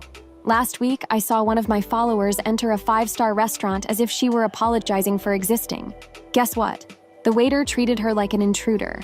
The next day, I taught her to enter like a Duchess Dollars, head held high, confident smile, as if her name were on the menu. Result? She got the best table and a complimentary glass of champagne. The energy is different, darling. Your identity is reflected in everything. In how you speak, dress, negotiate, invest. When I decided to change my identity, I started with the small things. I stopped saying, "This is too expensive for me," and started saying, "I'm evaluating if this is worth my investment right now." I stopped settling for the basics and started seeking excellence in everything. I stopped comparing myself to average people and started studying the ultra-successful. Millionaires develop what I call an owner's mindset. Even when they work for others, they think like owners, not employees. They take responsibility, take initiative, and think long-term. While the employee asks, "What do I gain from this today?" the owner asks, "How does this affect the business 5 years from now?" This difference in perspective changes everything. And pretending won't work. Rich people have a radar for detecting imposters. You need to embody this identity in every cell of your body. How? Study real millionaires, not the fake ones on Instagram. Read their biographies. Observe how they communicate. Pay attention to details. True rich people don't need to display giant logos. They have security in who they are. The third habit is shaping your environment. If you want to be rich, stop frequenting poor places. I'm not saying to abandon your family, but maybe consider seeing them less during the holidays. Millionaires know that you become the average of the 5 people you spend the most time with. When I decided to get rich, I swapped $15.90 happy hours for golf lessons. It was there that I met 3 investors who invited me to my first serious business. The return was 20 times greater than my initial investment. Meanwhile, my old friends continued complaining about the same financial problems, drinking the same discounted caipirinhas. Coincidence? Definitely not. Your physical environment also influences your mind. A Princeton University experiment showed that disorganized environments reduce focus capacity and increase stress. Millionaires invest in spaces that stimulate productivity and creativity. This doesn't mean you need to live in a mansion tomorrow, but maybe it's time to stop living as if your apartment were a college dorm. Start small. Dedicate a corner of your home to be your prosperity space. Keep it impeccably organized, beautiful, and inspiring. That's where you'll plan your empire, visualize your goals, and make important decisions. When I lived in a tiny apartment, I transformed a closet into my luxury office. I put up gold wallpaper, a small vintage desk, and a comfortable chair. It was in that 2-square-meter space that I planned my first successful company. Your digital environment is equally important. Millionaires consume quality information. They read books, not just Instagram posts. They watch documentaries, not just random reels. They listen to audiobooks and educational podcasts, not celebrity gossip. Your social media feed shapes your brain as much as your friends shape your behavior. I did an experiment last month. I unfollowed 200 accounts that didn't add value and started following 50 billionaires, investors, and experts in areas that interest me. In 2 weeks, my brain was buzzing with new ideas. I implemented 3 of them in my business, and I'm already seeing results. Don't underestimate the power of the content you consume daily. The 4th habit of millionaires is saying no without guilt. When you were a child, were you taught that refusing was ugly? Forget that. Rich people are allergic to commitments that don't bring value. I used to accept meetings with anyone who breathed. Today, my assistant has a list of criteria, and having an economy car automatically eliminates 90% of candidates. Warren Buffett, who isn't as elegant as I am but is much richer, said, "The difference between successful people and very successful people is that very successful people say no to almost everything." And he's absolutely right. Every yes you give is a no to something else. When you accept that boring lunch with a colleague who only complains about life, you're saying no to using that time for something more productive. Last month, I declined 3 projects that would pay well because I realized they would take time that I could dedicate to something 10 times more profitable. Learn. Saying no to the good is what makes room for the excellent to enter your life. And no, splitting the bill at a restaurant isn't in the good category. It's in the charity category. And I'm not a philanthropic institution. Millionaires have clear criteria for making decisions. They don't accept proposals just because it seems like a good opportunity. They analyze return on investment, strategic alignment, growth potential. Sounds complex? Simply put, they only say yes to things that bring them closer to their bigger goals. I developed a system I call the Duchess filter. For each opportunity, I ask 3 questions. Does this bring me more money? Does this bring me more time? Does this bring me more happiness? If the answer is no to all, it's an automatic no. If it's yes to one, I consider it. If it's yes to two or more, I probably accept. Simple as that. I tried this system when a poor ex-boyfriend asked me to get back together. 3 no's, and 1 block later, I was free to meet Mr. Millionaire. The 5th and most powerful habit, exposure to new experiences. Millionaires invest in experiences that expand their horizons and connections. While you're saving to change the tire on your economy car, they're in Aspen making contacts worth millions. Neuroscience shows that new experiences create new neural circuits. Your brain literally expands when you step out of your comfort zone. Millionaires understand this intuitively. They learn new languages, try different sports, travel to unusual destinations, invest in hobbies that seem unnecessary. Last year, I spent an absurd amount on an exclusive retreat in the Swiss Alps. My accountant nearly had a heart attack, but it was there that I met a businesswoman who became my partner in a business that has already appreciated 400%. Sometimes you need to spend money to make money, darling. And I'm not talking about buying a coach's course on Instagram. Experiences don't need to be expensive to be valuable. Before I had my millions, I challenged myself to attend 1 event per month where I would be the least important person in the room. Was it uncomfortable? Extremely. Was it worth it? Absolutely. I learned to communicate with successful people, absorbed their mindsets, and created connections that changed my trajectory. A Harvard Business School study showed that diversity of experiences is a stronger predictor of executive success than IQ or MBA. The most effective leaders are those who have experienced different cultures, industries, and challenges. They develop a unique ability to connect dots and see opportunities where others see only problems. Start small. Try a restaurant with cuisine you've never tasted. Attend a lecture about a subject you know nothing about. Visit a neighborhood in your city that you've never explored. Your brain will thank you, and your wallet will too eventually. Here's a bonus that few millionaires publicly admit. They invest heavily in personal development. I'm not talking about cheap self-help. I'm talking about high-level executive coaching, therapy with the best professionals, exclusive meditation retreats, mentoring programs with people who have already achieved what they aspire to. I know a billionaire, I can't say the name, but you certainly know his products, who spends more than $1 million a year on his personal development. He has a business coach, another for relationships, a personal trainer, a private chef focused on nutrition for cognitive performance, and regularly consults with the greatest specialists in his areas of interest. He once told me, "Duchess, my greatest asset isn't my company, it's my brain. Why would I economize on keeping it functioning at the maximum level? This may seem extravagant, but think of it as an investment. If it improves your decision-making by just 5%, how much is that worth when you're deciding on million-dollar businesses? If it increases your energy by 10%, how much more will you be able to accomplish in a day? The return on investment in yourself is greater than almost any other investment available. When I began my journey, I invested in a course on diction and corporate communication. It cost the equivalent of 2 months of my salary at the time. My mother thought I had lost my mind. 6 months later, I was promoted to a position that required frequent presentations to important clients. My salary increased by 70%. Calculate the ROI of that investment. The truth no one tells you.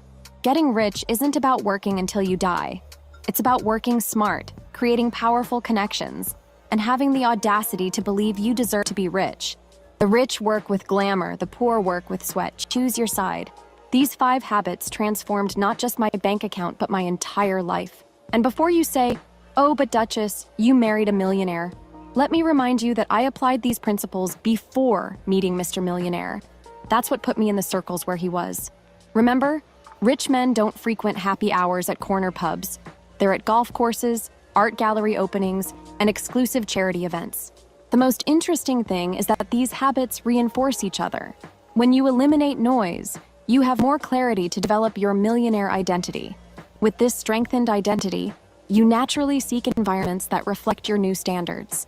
In these environments, you learn to value your time and say no to what doesn't add value. This frees up space for new transformative experiences, which in turn further reduce mental noise. It's a virtuous cycle of prosperity. I'll be honest, the transition isn't easy. People will question your new choices. Old friends may feel threatened by your growth. Family members may not understand why you suddenly think you're too good for certain environments. It's the price of evolution. If you're watching this video, something inside you knows you deserve more. You weren't born to live paycheck to paycheck, counting the days until the next holiday. You have potential for extraordinary, but you need to cultivate the right habits. Start today. Choose one of the 5 habits and implement it for 30 days. Observe the changes. Then, add another. In 6 months, your life will be unrecognizable. In a year, people will ask what your secret is. In 5 years, well, maybe you'll be making your own videos about how you got rich. If you want to continue watching Netflix on your mother's couch while complaining that life is unfair, feel free. But if you want to experience what it's like to be rich, and believe me, it's wonderful, start applying these habits today. And remember, you don't need to do everything at once. Small, consistent steps lead to great results. Even if you dedicate just 1% improvement per day, by the end of a year you will have progressed 37 times. It's the magic of compound interest applied to your personal development. There are days that aren't easy, I confess. Even I, Duchess Dollars, face challenges. The difference is how I react to them. Instead of victimizing myself, I ask, what can I learn from this? How can I transform this obstacle into an opportunity? It's a subtle shift in perspective with profound impacts. The good news? You don't have to make this journey alone. I'm here every week with new videos to guide you, inspire you, and occasionally give you that slap in the face you need. With love, of course. Together, we'll build the luxurious life you deserve. Leave your like and subscribe to the channel if you want to be rich like me. Hit the bell to not miss any tip that can transform you from a sucker into a smart person.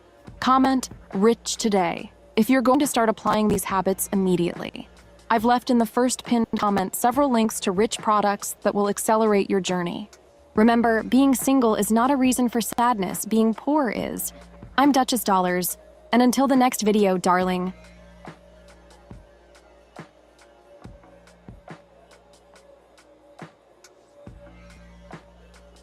Are you still waking up at 6 a.m. to face traffic in an economy car while I'm enjoying my beauty sleep until 10? Darling, that's not dedication.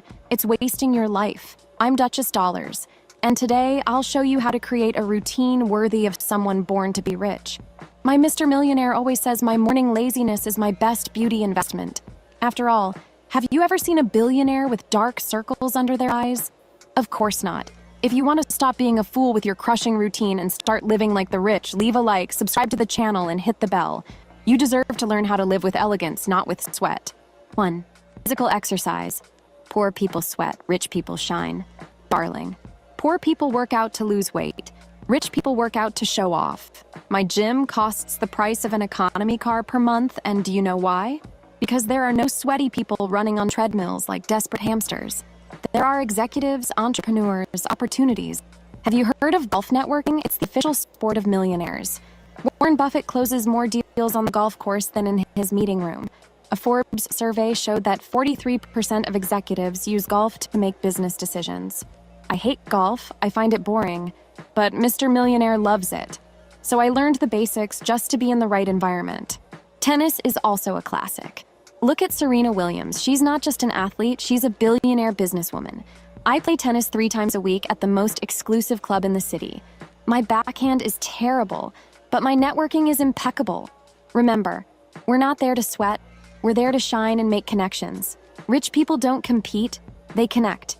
So, if you're still at that $29.90 per month gym, you're literally sweating in the wrong place. 2. Rich person's lunch, deals close at the table. Forget that sad lunchbox with chicken and broccoli. Lunch is the sacred moment of negotiation. Rich women don't eat lunch to eat, they eat lunch to close deals. The food is just the backdrop. The most expensive restaurants in the city between 12 p.m. and 3 p.m. are informal offices of the elite. The trick isn't what you eat, it's who's eating at the tables around you. Research shows that 58% of millionaire deals start in Michelin-starred restaurants. Coincidence? I think not. Even Mark Zuckerberg, with those horrible basic t-shirts, understands the importance of a good restaurant for strategic conversations. And remember, a truly rich person never, ever splits the bill. Either you pay for everything, demonstrating power, or you let someone pay everything for you, demonstrating influence. Splitting the bill is for anxious middle-class people. If you're doing this, stop immediately. It looks like you're doing charity, darling. 3. Productivity blocks. Work less, produce more. Poor people work 8 consecutive hours. Rich people work in high-performance 90-minute blocks. Harvard scientists discovered that our brain works better in cycles, not marathons. When I reorganized my schedule this way, it tripled my ability to buy expensive things wisely. My secret? The luxury Pomodoro technique. 90 minutes of absolute focus, followed by 30 minutes of strategic pleasure, which can be anything from looking at my Hermes bag collection to a quick call to that friend who knows about the best real estate investments. Bill Gates uses thinking weeks blocks, periods when he completely isolates himself to reflect on important decisions. I also have my thinking afternoons every Wednesday, when nobody, absolutely nobody, has access to me. Not even Mr. Millionaire. This is my sacred moment to plan how to spend my money intelligently. 4th, millionaire-style meetings. Time is money, literally. Poor people have 1-hour meetings because Outlook suggests it. Rich people have 15-minute meetings because they know how much the time is worth. When someone asks for an hour of your schedule, they're asking for something between $1,000 and $10,000 in wealth generation potential. Jeff Bezos implemented the 2-pizza rule. If 2 pizzas can't feed all participants, the meeting has too many people. I have the champagne glass rule. If the meeting lasts longer than a glass of Moet, it's lasting too long. Steve Jobs was famous for having walking meetings because movement generates mental clarity. I have my meetings in my closet, choosing clothes while making important decisions. Rich multitasking. I've closed a 6-figure contract while deciding between a red and a black Louboutin, and never ever accept meetings without a clear agenda. Let's talk is not a reason for a meeting. It's a waste of time. Time you could be using to find your next Mr. Millionaire or to create your own fortune. A rich woman asks beforehand, what's the specific goal and what decision do we need to make? If there's no clear answer, there's no meeting. 5. Productive afternoon. The secret is in strategic breaks. Did you know that afternoons are the most powerful time for a rich woman? While poor people are facing post-lunch drowsiness, rich people are closing their biggest deals. The trick? Strategic breaks. MIT studies show that our brain needs small intervals to consolidate information. That's why every 90 minutes of work, I take a 15-minute break for something pleasurable. Admiring my jewelry, looking at the Sotheby's catalog, or simply contemplating my bank account. An extremely invigorating activity. Queen Elizabeth II had her famous strategic tea times. It wasn't just tea, it was moments of reflection and decision. I have my champagne moments. Small glasses of Veuve Clicquot during the day to celebrate small victories and recalibrate my goals. Once, after a strategic glass, I had an idea that saved me thousands in taxes. Totally legal, darling. Rich people don't evade taxes, they optimize. And most importantly, a rich woman never, ever lets productivity interfere with beauty. I have an alarm that rings every 2 hours to touch up my lipstick and check if my posture is still elegant. After all, whoever looks rich attracts wealth. It's the law of the universe, darling. 6. Luxury version. Self-development. Invest in yourself, but with class. Poor people take $9.90 online courses. Rich people invest $10,000 in exclusive mentoring. The difference? The networking that comes with it. When I paid $25,000 to participate in an exclusive workshop with only 5 people, I wasn't buying knowledge. I was buying access to a restricted circle. Bill Gates reads 50 books a year. Elon Musk is self-taught. But they don't read just anything. They have content curators. I have my luxury book club, a select group of rich women who exchange reading recommendations about investments, abundant psychology, and inspiring biographies. Warren Buffett dedicates 80% of his day to reading and thinking. Seems lazy? It's strategy. When people see me sunbathing by the pool with a book about the real estate market, they think I'm relaxing. Actually, I'm working harder than that poor soul in the office answering emails. And never economize on learning that can enrich you. Once I spent the price of an economy car on a course about body language for negotiations. Result?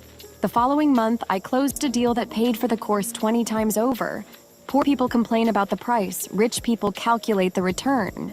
7. End of the productive day, the 6 p.m. ritual.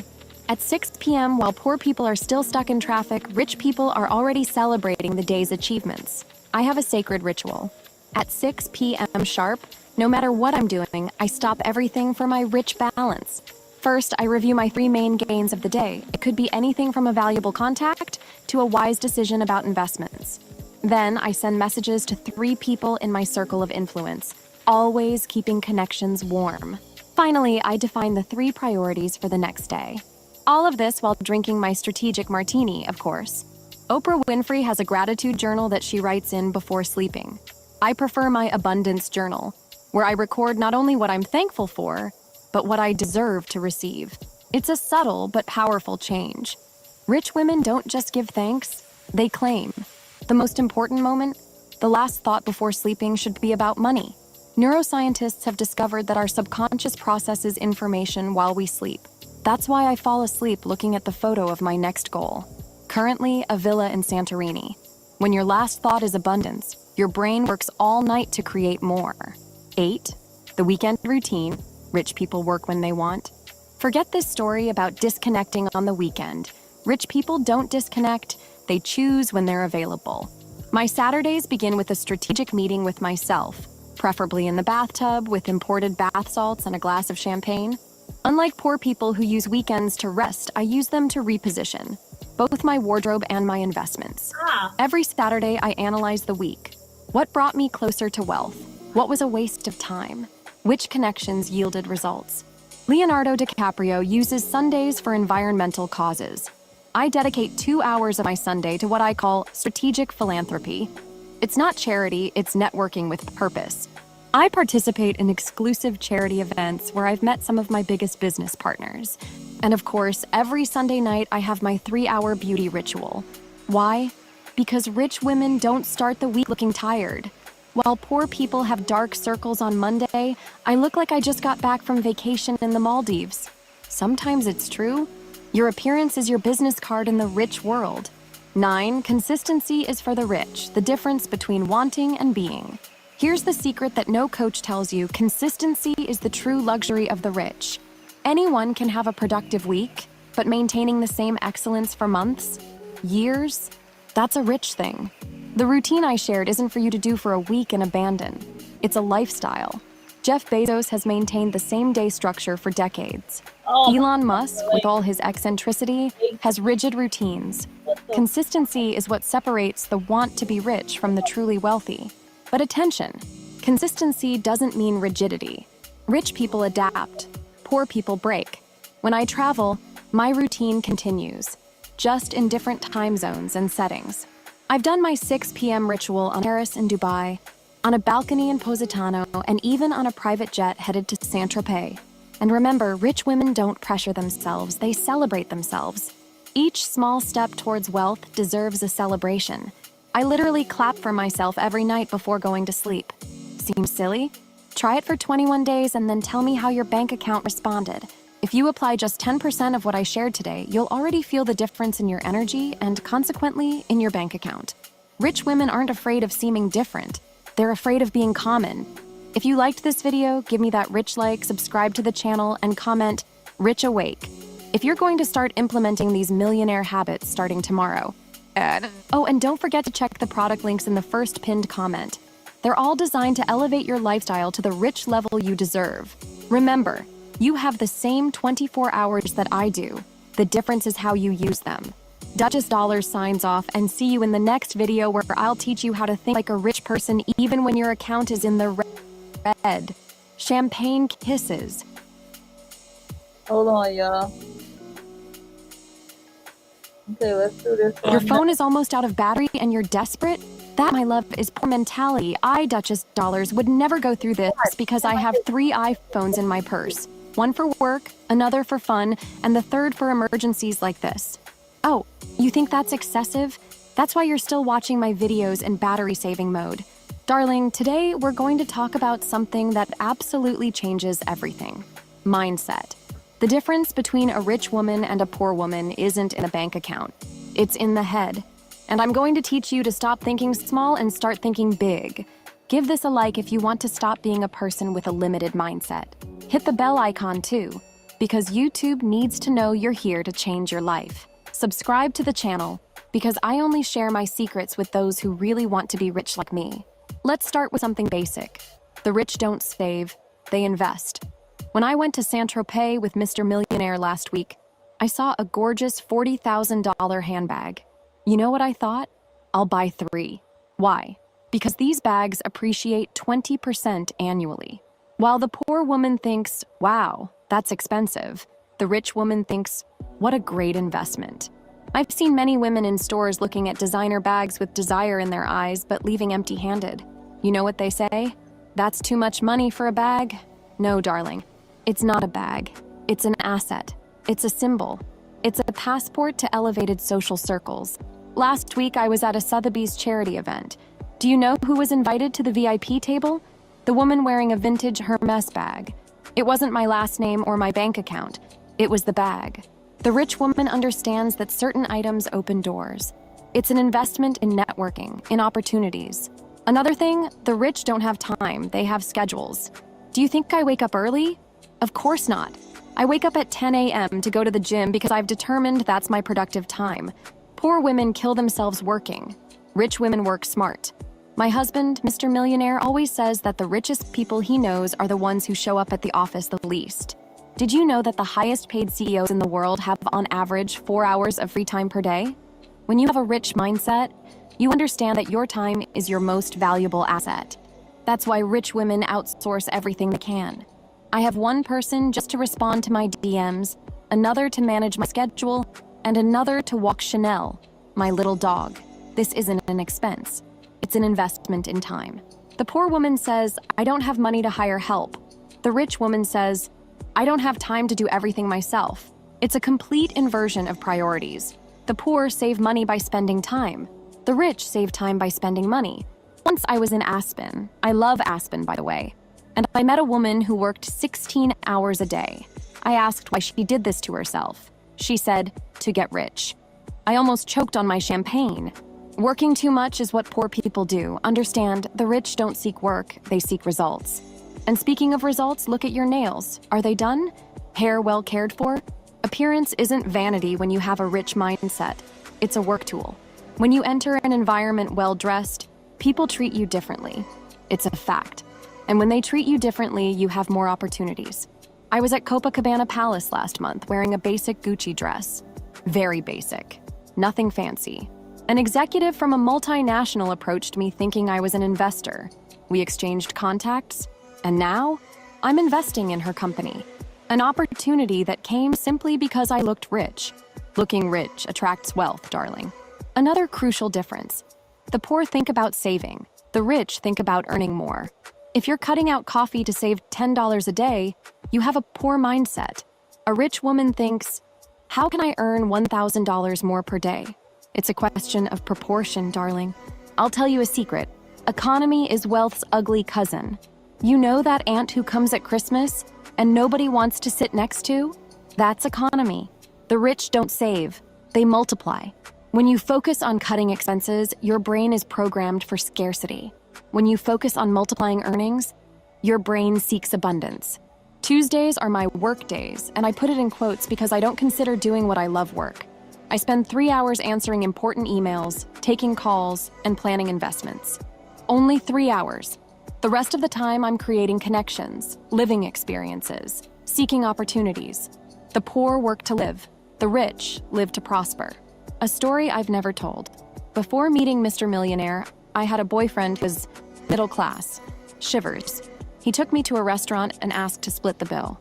On the spot, I pretended to get an emergency call and never answered his calls again. It wasn't about the money. It was about the mindset. A man who thinks small will never provide you with a big life. And this isn't about being a gold digger, it's about being intelligent.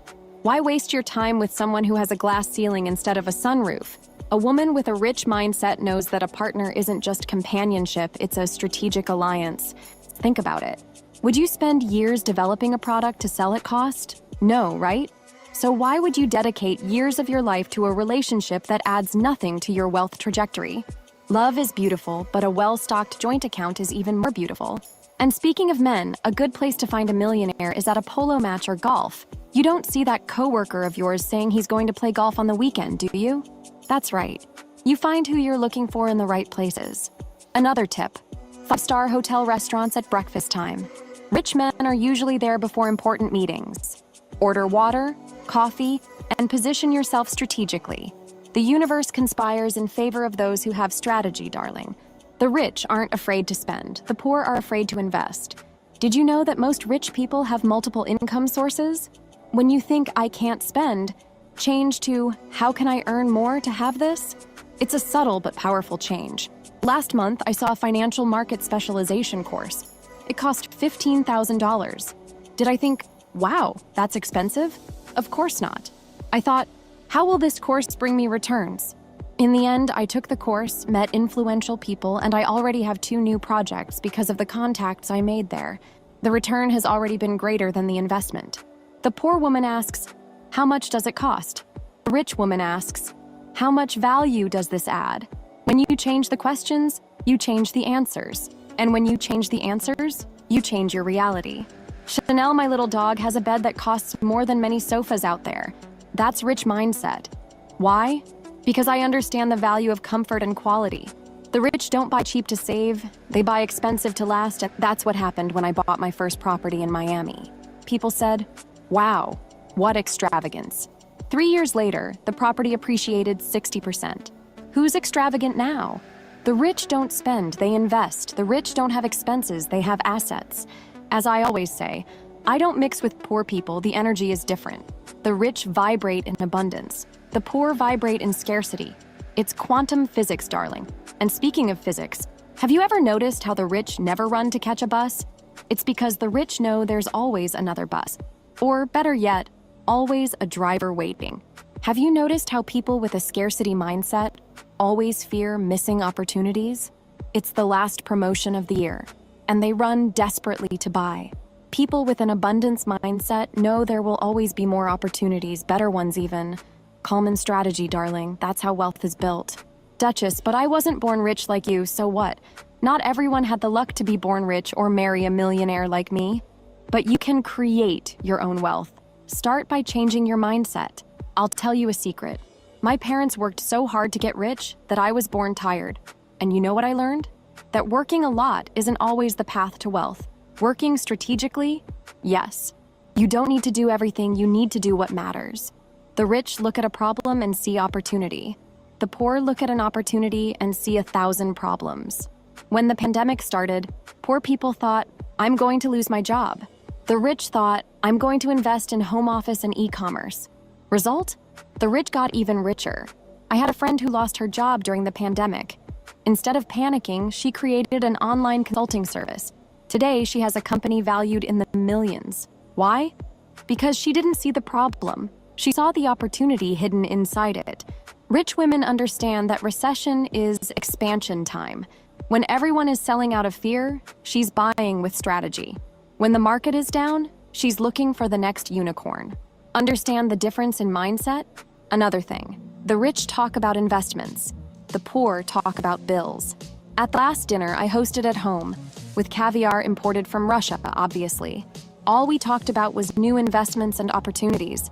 Meanwhile, at my maid's house, when I went to pick up Chanel who had run away there, all they talked about was bills to pay.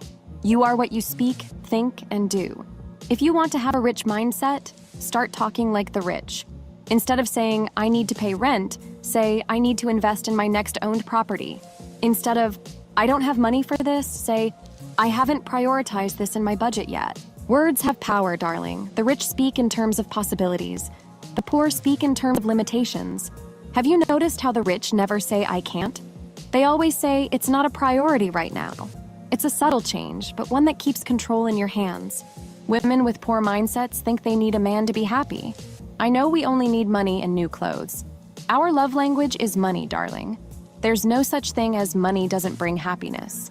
I've cried a lot on my private jet on the way to Europe, but I guarantee it's much better to cry in first class than on the bus.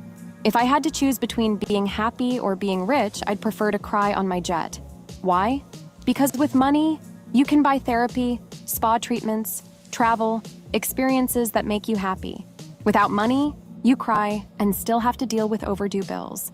Did you know studies show that money does bring happiness up to a certain point? The problem is that this certain point is much higher than people imagine. We're talking millions, not thousands. So when someone says money doesn't bring happiness, ask, have you tried it? The poor are afraid to stand out. The rich love being exclusive. That's why I wear these extravagant outfits and enormous jewels. To be noticed, to stand out, to show that I'm different. You'll never see me wearing the same look as everyone else. Another thing, women with poor mindsets think they need to kill themselves working to deserve success. The rich know they can work with glamour, preferably during their most productive hours. In my case, never before 10 a.m. If you're working on something that leaves you exhausted, sweaty, and unhappy, you need to rethink. The rich work with their brains, not their bodies. Unless you're a model or athlete, of course. In that case, work with your body, but charge as if it were a work of art, because it is. Have you heard that to be rich, you need to wake up at 5 a.m.? Lie. I wake up at 10 a.m. and I'm much more productive than those people who kill themselves at the gym before sunrise. The secret isn't waking up early, it's waking up at your most productive time and making the most of it. Think about it. What's the point of waking up at 5 a.m. if you only function well after 9 a.m.? It's like turning on a car without gas. The rich understand their own rhythm and respect it. The poor follow rules created by others. One thing I learned from Mr. Millionaire: being the owner of your time is the greatest wealth. He never, ever schedules meetings before 11 a.m. or after 4 p.m. Why? Because that's his time. Mornings are for strategic planning. Evenings are for networking and family. The world adapts to him, not the other way around. Have you noticed how rich people don't like being asked what they do for a living? You know why? Because the rich don't define themselves by work. The rich define themselves by results. It doesn't matter if you're a doctor, lawyer, or influencer. What matters is how much space you occupy in the world and what impact you make. Rich women understand that lifestyle isn't a consequence of wealth. It's part of the strategy to achieve it. Dressing well, frequenting high-standard places, surrounding yourself with successful people. All of this isn't the prize for success. It's the path to success. Have you noticed how rich women are never too busy? Being occupied is a thing of the poor. The rich are focused, dedicated, committed, but never without time. Having time is luxury, and the rich understand luxury. Another crucial difference. Rich women know the exact value of their time. If an hour of your time is worth $500, you won't lose 2 hours in a bank line to solve something that could be done online or by an assistant, right? The rich have clarity about opportunity cost. But of course, not everything in a rich woman's life is about money. It's also about influence, connections, power. Money is just the most objective measure of success, but not the only one. The rich understand that reputation sometimes is worth more than money. That's why the rich invest in social causes, in charity, in ESG. Speaking of ESG, environmental, social, and governance, I love mentioning this to seem intellectual at parties. But it's not just posturing, darling. The rich understand that sustainability isn't a trend, it's the future of business. That's why Mr. Millionaire and I have investments in renewable energy. It's not just for the planet, it's for the returns. You know what's sexier than a rich man? A rich man with social consciousness. It's the complete package. Mr. Millionaire has a foundation of his poor mentality. I, Duchess Dollars, would never go through this because I have 3 iPhones in my purse. One for work, another for fun, and the third for emergencies like this. Oh, you think that's excessive? That's why you're still watching my videos in battery-saving mode. Darling, today we're going to talk about something that absolutely changes everything. Mindset. The difference between a rich woman and a poor woman isn't in the bank account. It's in the head. And I'm going to teach you to stop thinking small and start thinking big. Give this a like if you want to stop being a person with a limited mindset. Hit the bell icon too, because YouTube needs to know you're here to change your life. Subscribe to the channel, because I only share my secrets with those who really want to be rich like me. Let's start with something basic. The rich don't save, they invest.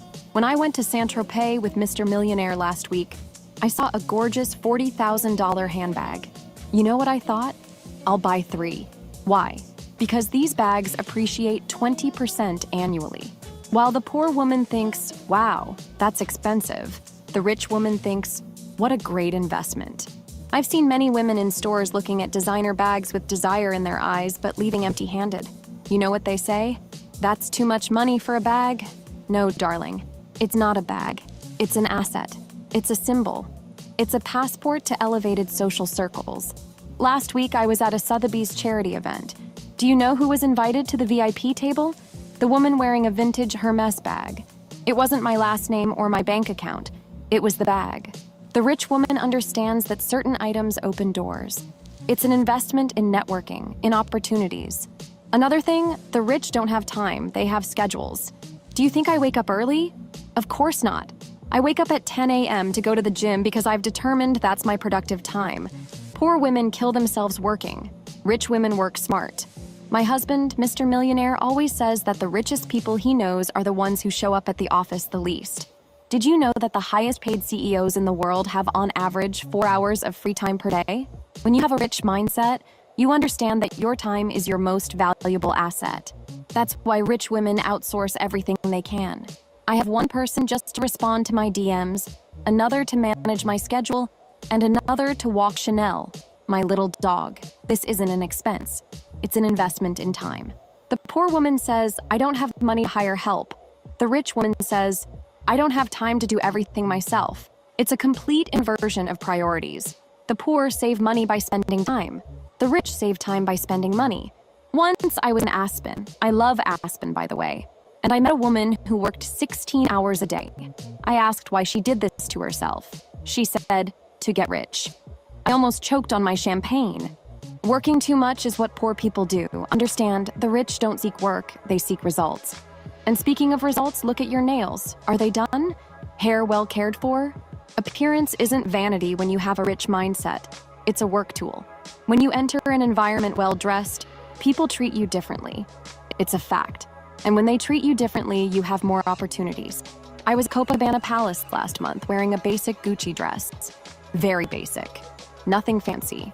An executive from a multinational approached me thinking I was an investor. We exchanged contacts, and now I'm investing in her company. An opportunity that came simply because I looked rich. Looking rich attracts wealth, darling. Another crucial difference. The poor think about saving. The rich think about earning more. If you're cutting out coffee to save $10 a day, you have a poor mindset. A rich woman thinks, how can I earn $1,000 more per day? It's a question of proportion, darling. I'll tell you a secret. Economy is wealth's ugly cousin. You know that aunt who comes at Christmas and nobody wants to sit next to? That's economy. The rich don't save, they multiply. When you focus on cutting expenses, your brain is programmed for scarcity. When you focus on multiplying earnings, your brain seeks abundance. Tuesdays are my work days, and I put it in quotes because I don't consider doing what I love work. I spend 3 hours answering important emails, taking calls, and planning investments. Only 3 hours. The rest of the time, I'm creating connections, living experiences, seeking opportunities. The poor work to live. The rich live to prosper. A story I've never told. Before meeting Mr. Millionaire, I had a boyfriend who was middle class. Shivers. He took me to a restaurant and asked to split the bill. On the spot, I pretended to get an emergency call and never answered his calls again. It wasn't about the money. It was about the mindset. A man who thinks small will never provide you with a big life. And this isn't about being a gold digger, it's about being intelligent.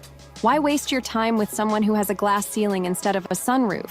A woman with a rich mindset knows that a partner isn't just companionship, it's a strategic alliance. Think about it. Would you spend years developing a product to sell at cost? No, right? So why would you dedicate years of your life to a relationship that adds nothing to your wealth trajectory? Love is beautiful, but a well-stocked joint account is even more beautiful. And speaking of men, a good place to find a millionaire is at a polo match or golf. You don't see that coworker of yours saying he's going to play golf on the weekend, do you? That's right. You find who you're looking for in the right places. Another tip: 5-star hotel restaurants at breakfast time. Rich men are usually there before important meetings. Order water, coffee, and position yourself strategically. The universe conspires in favor of those who have strategy, darling. The rich aren't afraid to spend. The poor are afraid to invest. Did you know that most rich people have multiple income sources? When you think I can't spend, change to how can I earn more to have this? It's a subtle but powerful change. Last month, I saw a financial market specialization course. It cost $15,000. Did I think, wow, that's expensive? Of course not. I thought, how will this course bring me returns? In the end, I took a course, met influential people, and I already have 2 new projects because of the contacts I made there. The return has already been greater than the investment. The poor woman asks, how much does it cost? The rich woman asks, how much value does this add? When you change the questions, you change the answers. And when you change the answers, you change your reality. Chanel, my little dog, has a bed that costs more than many sofas out there. That's rich mindset. Why? Because I understand the value of comfort and quality. The rich don't buy cheap to save, they buy expensive to last. That's what happened when I bought my first property in Miami. People said, wow, what extravagance. 3 years later, the property appreciated 60%. Who's extravagant now? The rich don't spend, they invest. The rich don't have expenses, they have assets. As I always say, I don't mix with poor people, the energy is different. The rich vibrate in abundance. The poor vibrate in scarcity. It's quantum physics, darling. And speaking of physics, have you ever noticed how the rich never run to catch a bus? It's because the rich know there's always another bus. Or better yet, always a driver waiting. Have you noticed how people with a scarcity mindset always fear missing opportunities? It's the last promotion of the year, and they run desperately to buy. People with an abundance mindset know there will always be more opportunities, better ones even. Calm and strategy, darling. That's how wealth is built. Duchess, but I wasn't born rich like you, so what? Not everyone had the luck to be born rich or marry a millionaire like me. But you can create your own wealth. Start by changing your mindset. I'll tell you a secret. My parents worked so hard to get rich that I was born tired. And you know what I learned? That working a lot isn't always the path to wealth. Working strategically? Yes. You don't need to do everything, you need to do what matters. The rich look at a problem and see opportunity. The poor look at an opportunity and see 1,000 problems. When the pandemic started, poor people thought, I'm going to lose my job. The rich thought, I'm going to invest in home office and e-commerce. Result? The rich got even richer. I had a friend who lost her job during the pandemic. Instead of panicking, she created an online consulting service. Today, she has a company valued in the millions. Why? Because she didn't see the problem. She saw the opportunity hidden inside it. Rich women understand that recession is expansion time. When everyone is selling out of fear, she's buying with strategy. When the market is down, she's looking for the next unicorn. Understand the difference in mindset? Another thing, the rich talk about investments. The poor talk about bills. At the last dinner I hosted at home, with caviar imported from Russia, obviously, all we talked about was new investments and opportunities. Meanwhile, at my maid's house, when I went to pick up Chanel who had run away there, all they talked about was bills to pay. You are what you speak, think, and do. If you want to have a rich mindset, start talking like the rich. Instead of saying, I need to pay rent, say, I need to invest in my next owned property. Instead of, I don't have money for this, say, I haven't prioritized this in my budget yet. Words have power, darling. The rich speak in terms of possibilities. The poor speak in terms of limitations. Have you noticed how the rich never say, I can't? They always say, it's not a priority right now. It's a subtle change, but one that keeps control in your hands. Women with poor mindsets think they need a man to be happy. I know we only need money and new clothes. Our love language is money, darling. There's no such thing as money doesn't bring happiness. I've cried a lot on my private jet on the way to Europe, but I guarantee it's much better to cry in first class than on the bus. If I had to choose between being happy or being rich, I'd prefer to cry on my jet. Why? Because with money, you can buy therapy, spa treatments, travel, experiences that make you happy. Without money, you cry and still have to deal with overdue bills. Did you know studies show that money does bring happiness up to a certain point? The problem is that this certain point is much higher than people imagine. We're talking millions, not thousands. So when someone says money doesn't bring happiness, ask, have you tried it? The poor are afraid to stand out. The rich love being exclusive. That's why I wear these extravagant outfits and enormous jewels. To be noticed, to stand out, to show that I'm different. You'll never see me wearing the same look as everyone else. Another thing, Women with poor mindsets think they need to kill themselves working to deserve success. The rich know they can work with glamour, preferably during their most productive hours. In my case, never before 10 a.m. If you're working on something that leaves you exhausted, sweaty, and unhappy, you need to rethink. The rich work with their brains, not their bodies. Unless you're a model or athlete, of course. In that case, work with your body, but charge as if it were a work of art, because it is. Have you heard that to be rich, you need to wake up at 5 a.m.? Lie. I wake up at 10 a.m. and I'm much more productive than those people who kill themselves at the gym before sunrise.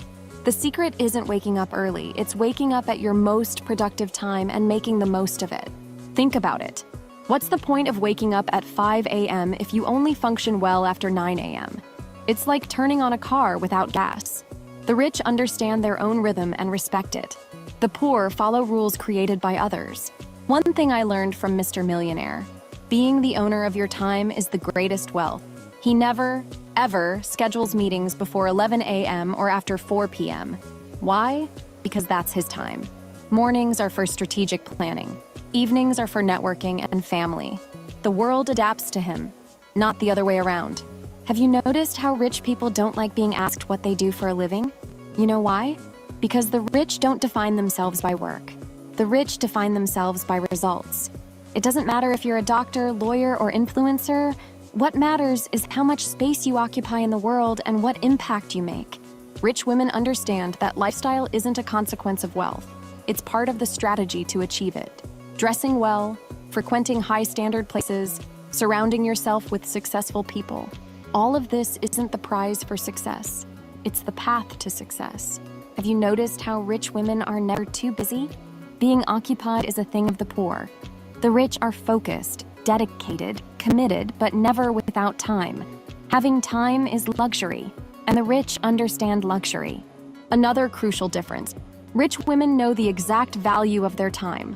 If an hour of your time is worth $500, you won't lose 2 hours in a bank line to solve something that could be done online or by an assistant, right? The rich have clarity about opportunity cost. But of course, not everything in a rich woman's life is about money. It's also about influence, connections, power. Money is just the most objective measure of success, but not the only one. The rich understand that reputation sometimes is worth more than money. That's why the rich invest in social causes, in charity, in ESG. Speaking of ESG, environmental, social, and governance, I love mentioning this to seem intellectual at parties. But it's not just posturing, darling. The rich understand that sustainability isn't a trend, it's the future of business. That's why Mr. Millionaire and I have investments in renewable energy. It's not just for the planet, it's for the returns. You know what's sexier than a rich man? A rich man with social consciousness. It's the complete package. Mr. Millionaire has a foundation that helps underprivileged children. This opens doors that not even money can open. The rich understand that positive impact is the new social capital. The poor complain about politicians, the rich dine with them, the poor criticize the system. The rich learn to navigate it. I'm not saying you shouldn't have political opinions. I'm saying you should transform that opinion into real influence. Once, at a charity event, I met a senator. Instead of attacking her with my political opinions, I listened to what she had to say. Result? I was invited to an advisory committee. Now I can influence public policy directly instead of just complaining about it on Twitter. Rich women understand the difference between price and value. The poor look at the price tag. The rich look at the potential. When I bought my apartment in New York, I paid well above market value. Everyone thought it was crazy. 3 years later, the neighborhood appreciated so much that the investment tripled. The rich see the future, not just the present. And speaking of the future, the rich don't plan for the next month, they plan for the next generation. While the poor worry about the next paycheck, the rich are structuring family offices, creating trusts, planning estate succession. It's a completely different level of long-term thinking. Ugly boys, pay attention now. Stop cheating on your women. We only give you a chance because we want peace. If you also give us headaches, there's no advantage at all, understand? He was ugly, you decided to give him a chance, and now he acts like he's Brad Pitt? Let that be a lesson. And you who's thinking you need a man to be happy, wake up. We only need money and new clothes. When you cry because of a man, you shed tears. When you cry for money, at least you know why you're crying. If you want to learn to be economical, date a poor man. He'll teach you properly. He'll make you add water to your shampoo. And that shampoo is 2-in-1 on top of it. Separate conditioner? What extravagance. No thank you. I prefer my weekly spa day with imported products. Intelligent women are gold diggers, yes. Because being a gold digger is accepting what you deserve. You were born to have the best, darling. You can't be with someone who doesn't give you even the minimum. That's the problem with many women. They stay with poor men and he starts to think you have no value because you accepted being with someone broke like him. If you've passed the age that Leonardo DiCaprio accepts for dating, 25 years for those who don't know, stick with me and I'll teach you how to get rich. It's never too late to stop being a fool, silly. Want to secure a place in heaven? Marry a poor man. Want to secure a place in Saint-Tropez? Be strategic. The rich think differently about absolutely everything, even about food. The poor say, this food is too expensive. The rich say, this restaurant is very accessible. It's all a matter of perspective. Another example, the poor have debts. The rich have leverage. Seems like the same thing, doesn't it? But it's completely different. Consumer debt, to buy TV or clothes, is a thing of the poor. Debt to invest, real estate, business, premium education, is rich strategy. Mr. Millionaire always says, Duchess, never use your own money if you can use the bank's money. Why? Because with low interest rates for those with good credit scores, it's better to leave your money earning and use other people's money to invest. It's basic math, but with an abundance mindset. Speaking of math, the rich know how to calculate ROI, return on investment, for everything, even relationships. Sounds cold? Maybe, but it's efficient. Each hour of your day is an investment. Are you investing in people who pull you up or down? I made a list of my 10 closest friends and calculated, do they inspire me to grow or to settle? Result, I eliminated 3 people from my life who only brought problems and drama. Seems cruel, but a year later, my mental peace and my bank account thanked me. The rich have clear boundaries, the poor are afraid to say no. When you understand your value, you stop accepting crumbs, whether in relationships, work, or business. You start demanding the complete banquet with champagne. Another fascinating thing, the rich don't compete, they create categories. The poor are always trying to be better than the neighbor. The rich don't even know who the neighbor is, because they're busy creating something unique, exclusive, inimitable. Chanel isn't a common dog. She's a Yorkshire with pedigree, microchipped, with a premium health plan and personal dog trainer. Create a category. I'm not competing with other pet moms. I'm in another league. When you have a rich mindset, you don't want to be the best, you want to be the only one. That's why I have my very particular style. I don't want to be compared to anyone. I want to be a category apart. Have you noticed how rich people never seem to be in a hurry? Hurry is a thing of the poor. The rich understand that anxiety doesn't pay bills or generate opportunities. Calm, strategy, and presence do much more for your wealth than agitation and desperation. A phrase I learned from a billionaire friend. If you don't have time to meditate for 20 minutes a day, you need to meditate for 2 hours. I want to make something clear, just in case somebody want to say this. I do understand that I am a Black woman in a patriarch and capitalist society, but we are not limited to understanding and hearing how the capitalistic patriarchal society works. Okay?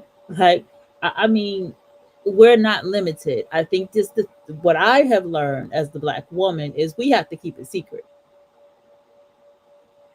It ain't easy for us to get on camera and sip wine and cross our legs with a $300 dress on and Louboutins, and whether real or fake, we can't do that. That causes problems. The Black woman can't express her boundaries, her standards. The Black woman, I am very, very aware of that. Okay. And I want you all to know that I'm very aware of that. It's just that I need you to still understand, take in as much wisdom as you can and apply it to your life. That's all. The point is, when you're too busy to take care of your mind, that's when you need it most. The rich prioritize mental health because they know it's their most valuable asset. Routine? What's that? Monday is the new Friday. Sad Tuesdays are the day I pretend to work. Working on Thursday is only if I were greedy. The rich create their own calendar, their own rhythm, their own rules. You know why the rich are rarely stressed? Because they outsource stress. Assistant to solve problems, accountant to deal with taxes, lawyer to solve issues, personal trainer to force workouts, not worry. The poor say, I can't afford an assistant. The rich say, this is very good. Stop thinking like a poor woman and start thinking like a rich woman. These things really do work, okay? These things are strategies that we can have applicable to our lives. I don't want any Black woman out there, a woman of color out there, to feel like, man, this ain't me. You know what I mean? I gotta work twice as hard just to be just as good. That right there, that mentality right there, that's something I think also is, well, no, you still do have to work twice as hard. You do. Okay. You have to still put in the universal quantum leaping level of work in, which is twice. Because there's a lot of reality you have to collapse. There's a lot of believing in the self-love, a lot of changes, a lot of honesty, a lot of heartache, a heartbreak, everything that has to be faced in order to make the changes needed. You feel me? I can't afford not to have an assistant. It's all a matter of priority. What's worth more, your time or your money? The rich know that time is the only truly limited resource. Another fascinating thing about rich mindset: the rich don't care what others think. The poor are always worried about appearances, judgments, what they'll say.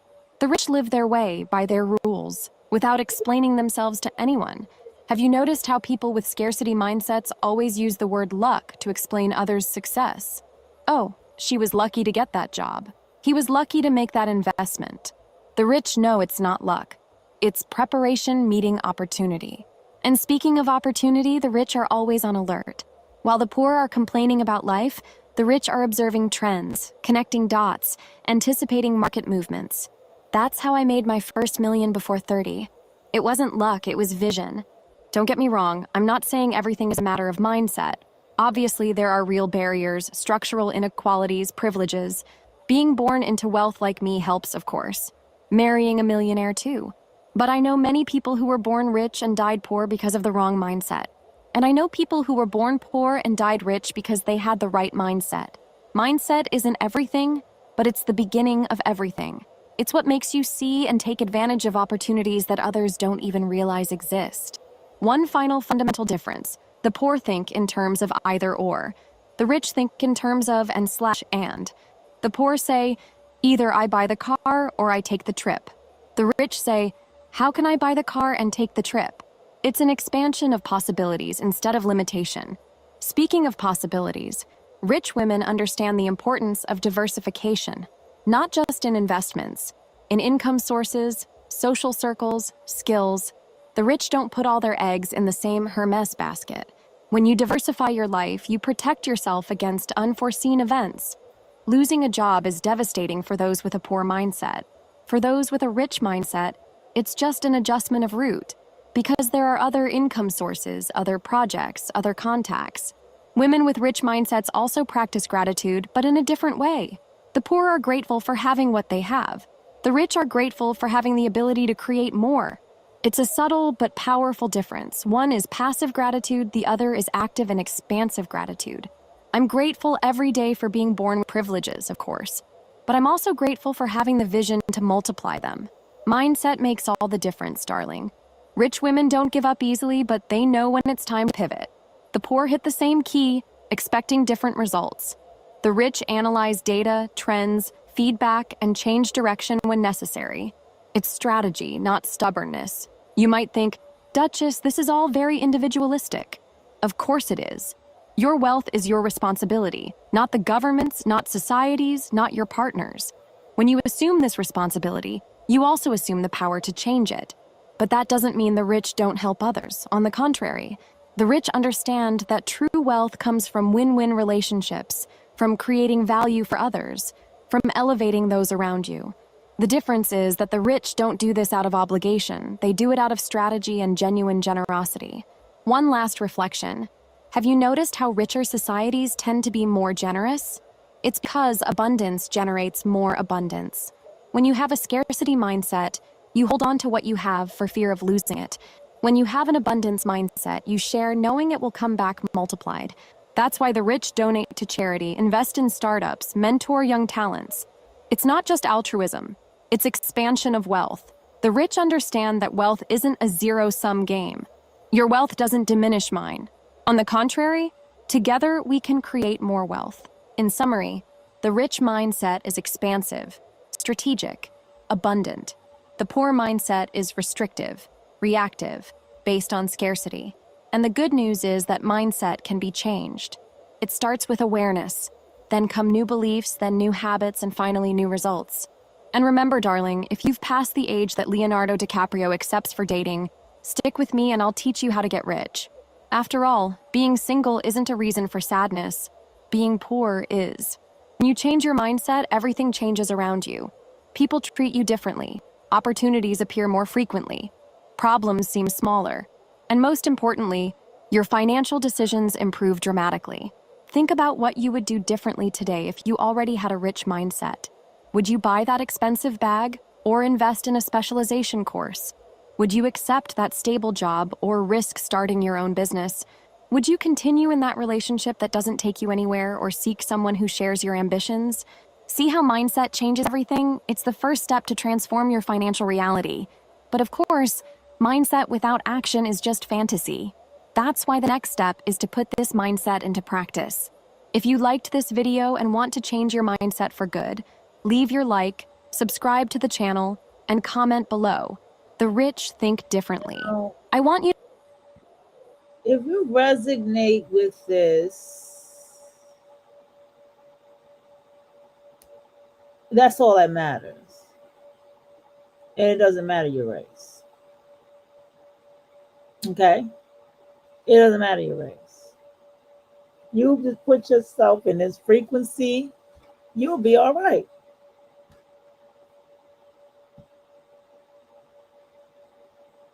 You know what really gets under my perfectly manicured nails?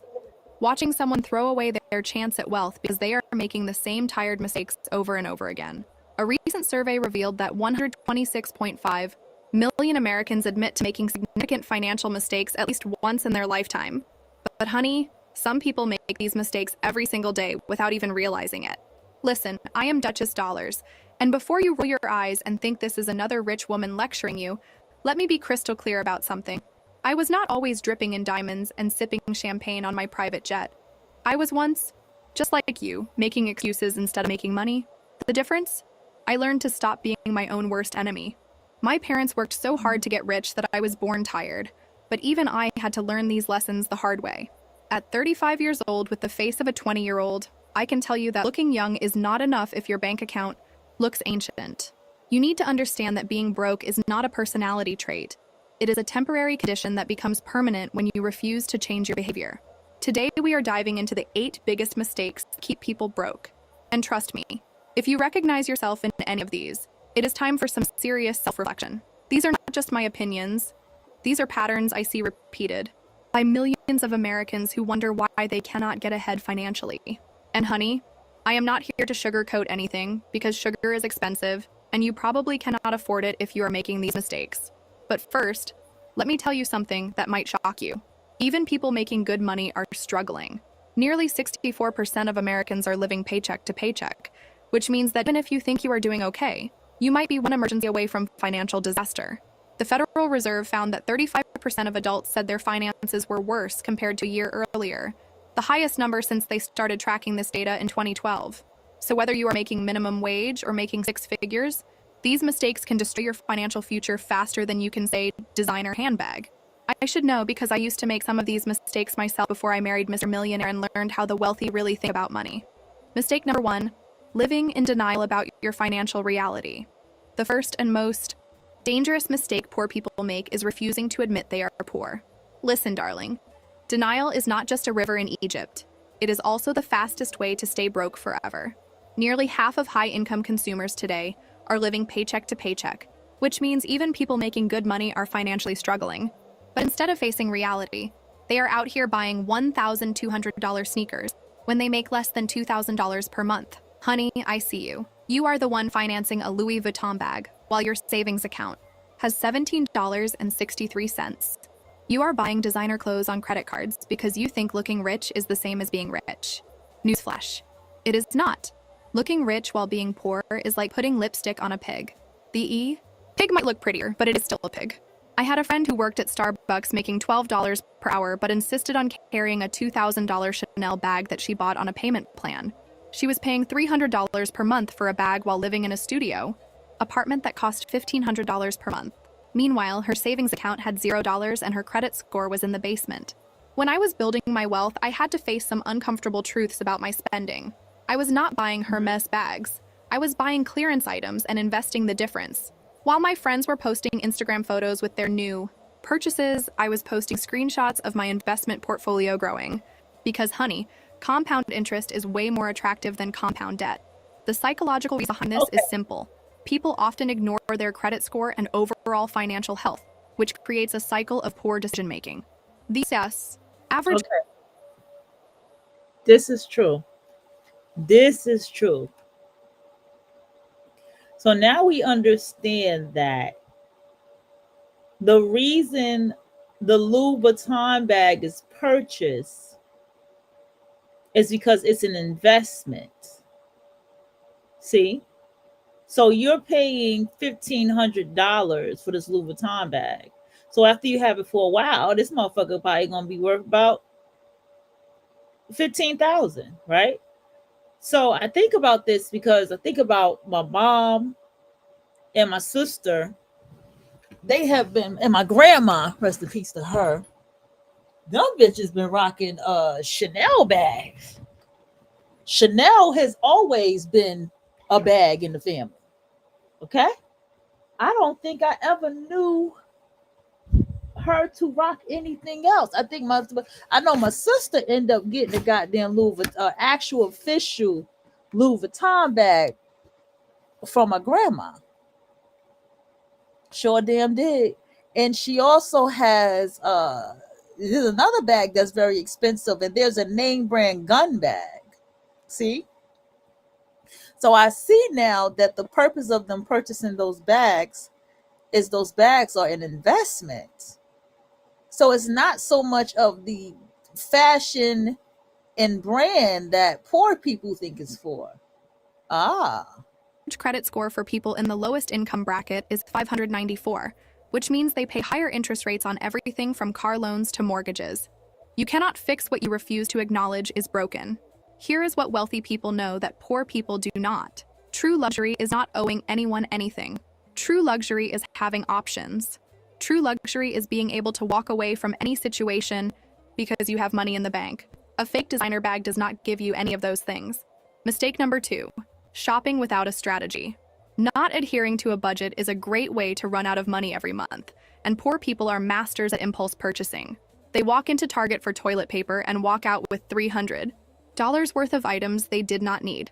It is like going grocery shopping when you are hungry, except you are always hungry for things you cannot afford. Let me paint you a picture. You are at the mall, minding your business, when you see a leather jacket in the window. It costs $200. You try it on, fall in love, and buy it immediately. You get home and realize you could have gotten the same jacket online for $150. But it gets worse because now you have spent half of your discretionary income for the month on something you did not even plan to buy. But wait, there is more. 3 weeks later, you see that same jacket on sale for $99 at another store. Now you feel stupid, but you are stuck with your impulse purchase because you cannot return it. This is exactly how poor people stay poor, one unplanned purchase at a time. Just $25 per week spent on dining out costs you $1,300 per year. That fancy coffee habit? If you spend $5 per day on coffee, that is $1,825 per year. Imagine what that money could do in an investment account instead of funding your caffeine addiction. I know someone who spends $40 per week at Target on random things she does not need. That is over $2,000 per year on impulse purchases. If she invested that money instead at 7% annual return, she would have over $28,000 after 10 years. But no, she needs that cute throw pillow and those scented candles. The wealthy do not shop, they strategically acquire. Every purchase is planned, researched, and intentional. When I want every shopping is strategic and planned. Now that's interesting. something, I put it on a list and wait 30 days. If I still want it after 30 days and it fits my budget, then I consider buying it. Most of the time, I forget about it completely because it was just a momentary desire, not a real need. Rich people understand that every dollar spent on unnecessary items is a dollar that cannot be invested in their future. Poor people think every dollar earned should be spent immediately, preferably on something that makes them feel better about being poor. Mistake number 3, housing yourself into poverty. Here is where most people completely destroy their financial future before they even get started. They spend the maximum amount they can afford on housing instead of choosing something modest that allows them to invest. This is like buying the most expensive car you can afford and then wondering why you cannot afford gas. Many people have big eyes when it comes to purchasing a home, but they forget that the house payment is just the beginning. You also have property taxes, insurance, maintenance, utilities, and all the fancy furniture you think you need to fill your oversized space. Then there is the HOA fee, the lawn care, the pest control, and the inevitable repairs that come with home ownership. I know a woman who makes $4,000 per month and rents an apartment for $2,000 because she wants to live in the trendy part of town. After taxes, she takes home about $3,000, which means 2/3 of her income goes to rent. Add utilities, insurance, and renter fees, and she has maybe $500 left for everything else. That includes food, transportation, entertainment, and savings. Spoiler alert, there are no savings. Meanwhile, she could rent a perfectly nice place for $1,200 in a slightly less trendy area and have an extra $800 every month to invest. Over 10 years, that $800 invested monthly at 7% growth becomes over $130,000. But no, she needs the Instagram-worthy apartment with the exposed brick walls and rooftop access. Let me tell you about friend Sarah. I thought about that. I thought about, how I wanted a luxury apartment and shit. But I was like, this budget works for me. I can make the best out of what I already have. You see what I'm saying? That I think about that. I used to be like, is that poor thinking? But from what she's saying, I keep hearing that, like, you got to work with what you have. You know what I'm saying? She bought a house for $400,000 with a monthly payment of $2,800. She thought she could afford it because the bank approved her. What she did not realize is that banks do not care about your financial goals.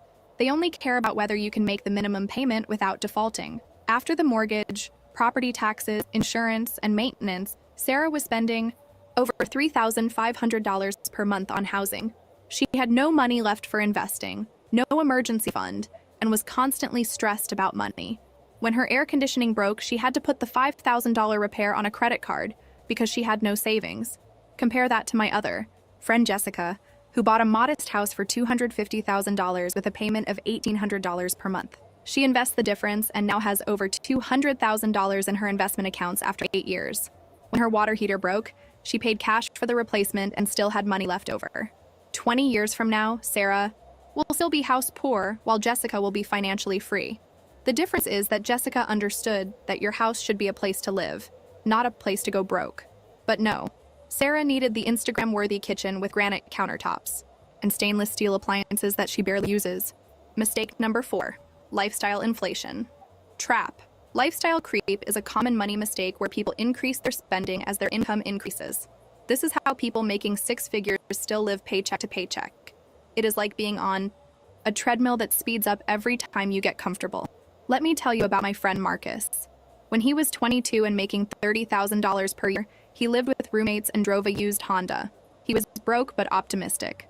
His monthly expenses were maybe $1,500, so he had some money left over for fun. By 25, he was making $50,000. Instead of investing the extra money, he moved into his own apartment and upgraded his car payment. His monthly expenses jumped to $3,000. He justified it by saying he could afford it, but he was still not saving any money. At 28, He got promoted to $75,000 per year. Did he invest the extra money? Of course not. He moved to a better neighborhood and leased a BMW. His monthly expenses were now $4,500. Still no savings. By 30, he was making $90,000 and still had no savings because every raise came with a lifestyle upgrade. He had gone from living on $1,500 per month to living on $6,000 per month, but his net worth was exactly the same, zero. Meanwhile, I know another person who started at $3,000 is now making $90,000, but instead of upgrading his lifestyle, he kept living like he makes $30,000 and invests the difference. He now has over $300,000 in investments and is on track to retire by 45. The difference between these two people is not intelligence or opportunity. It is understanding that your lifestyle should not grow at the same rate as your income. When you get a salary increase, make sure you have a plan for any increases rather than automatically upgrading your standard of living. Here is what rich people do differently. They increase their investments first, then maybe, possibly, consider upgrading their lifestyle. Poor people do the opposite. They upgrade their lifestyle first and wonder why they never have money to invest. Take that extra money and invest it before you get used to spend, because once you upgrade your lifestyle, it is almost impossible to downgrade without feeling like you are going backwards. But honey, staying broke is going backwards too, just in a different direction. Mistake number 5, credit card catastrophe. Credit card debt was the most common financial regret among Americans, and I can see why. Poor people treat credit cards like magic money instead of borrowed money that costs them dearly. They swipe that card like they are casting a spell, but the only magic happening is the disappearing act their money performs every month. The median interest rate across all credit cards was 24.62% in June 2024. That means if you carry a balance, you are paying almost 25% interest annually. To put that in perspective, if you put $1,000 on your credit card and only make, you will pay over $2,500 total by the time you pay it off. That is like buying a $1,000 purse and then paying another $1,500 just for the privilege of carrying it. I know someone who has been paying the minimum on a $3,000 credit card balance for over 10 years. She has paid more than $5,000 in interest alone, but still owes $2,500 on the original balance. She could have bought a decent used car with the money she has wasted on interest payments. But here is where it gets really scary. Many poor people have multiple credit cards, all carrying balances. I met a woman who had 8 credit cards with a total balance of $47,000. Her minimum monthly payments were over $1,200, and she was only paying interest. She will never pay off those cards unless she changes her strategy completely. The rule for credit cards is simple. Only spend money you already have in your bank account. If you cannot pay the full balance when the statement arrives, you cannot afford whatever you bought. Period. End of discussion. No exceptions. I use credit cards for the rewards and the consumer protection, but I pay them off completely every month. I have never paid a single dollar in credit card interest because I treat it like a debit card. The only exception is when I can get 0% financing for a specific period, and even then, I have the cash to pay it off immediately if needed. Credit cards should make you money through rewards, not cost you money through interest. If you cannot follow this rule, cut up your cards and use cash until you develop some self-control. Because, honey, if you cannot control your spending with a credit card, you are not mature enough to have one. Here is what wealthy people understand. Credit cards are a tool, not a solution. They use them strategically to build credit, earn rewards, and protect their purchases. Poor people use them as a way to buy things they cannot afford, which is exactly how you stay poor forever. Mistake number 6, the inability to say no. Poor people have the hardest time with one simple 3-letter word, no. They cannot say no to friends who want to go out when they are broke. They cannot say no to family members who want to borrow money. Cannot say no to themselves when they see something they want. Saying no requires backbone, and apparently, backbones are more expensive than most people can afford. Lending money to friends or family members who never paid them back was a surprising financial regret for many Americans. Every time you lend money to someone, you are betting your financial future on their character and financial discipline. And honey, if they had good financial discipline, they would not need to borrow money from you. Let me tell you about my friend Rachel. Her sister called crying because she needed $400 for rent. Rachel lent her the money, even though she had to use her emergency fund. 2 months later, the sister had not paid her back, but she was posting photos from a weekend trip to Miami on Instagram. When Rachel asked about the money, Her sister got defensive and said Rachel was being materialistic. If your cousin asks to borrow $300 for rent and you lend it to her, you have just given her your power. Now you are emotionally invested in her financial decisions. When she does not pay you back, you feel awkward asking for money. When she does pay you back, she might ask again next month. Either way, you lose, but it gets worse. Poor people cannot say no to social pressure either. Their friends invite them to expensive restaurants when they cannot afford it, but they go anyway because they do not want to seem cheap. They go to bachelor parties in Las Vegas when they should be paying off debt. They buy expensive wedding gifts when they are living paycheck to paycheck. I have a friend who spent $2,000 on a destination wedding when she had less than $500 in savings. She put the flight, hotel, and gift on credit cards because she did not want to miss her friend's wedding. Now she is paying interest on someone else's party for the next 3 years. The wealthy protect their money fiercely. They understand that every dollar given away is a dollar that cannot be invested in their future. If someone needs financial help, that is what jobs, budgets, and financial planning are for. Rich people do not feel guilty about having boundaries with their money. Learn to say no without explaining yourself. No, a complete sentence. You do not owe anyone an explanation for protecting your financial future. Your broke relatives and friends will survive without your money, but you will not survive without your boundaries. Mistake number 7. Comparison shopping for misery. Financial mistakes can have a deleterious effect on many aspects of life, including mental health and relationships. Poor people spend too much time comparing their financial situation to others instead of focusing on their own progress. They are like runners who spend so much time looking at other runners that they trip over their own feet. You see your college friend posting photos from her vacation to Italy, and suddenly you feel terrible about your weekend camping trip. You see your neighbor buy a new car, and your perfectly functional vehicle feels inadequate. You see someone your age buying a house, and you feel like a failure for renting. This is the comparison trap, and it is designed to keep you broke. Stop it, right now. Comparison is the thief of joy and the destroyer of wealth-building momentum. Plus, social media is a highlight reel, not reality. That friend posting from Italy might have charged the entire trip to credit cards. That neighbor with the new car might have a 7-year loan at 12% interest. That young homebuyer might have no emergency fund and is one missed paycheck away from foreclosure. I know someone who felt so bad about her friend's expensive lifestyle that she took out a personal loan to go on vacation with them. She spent $8,000 on a trip to Europe because she did not want to be left out. Now she is paying $400 per month for the next 2 years for 1 week of vacation. So not only are you honest with your money,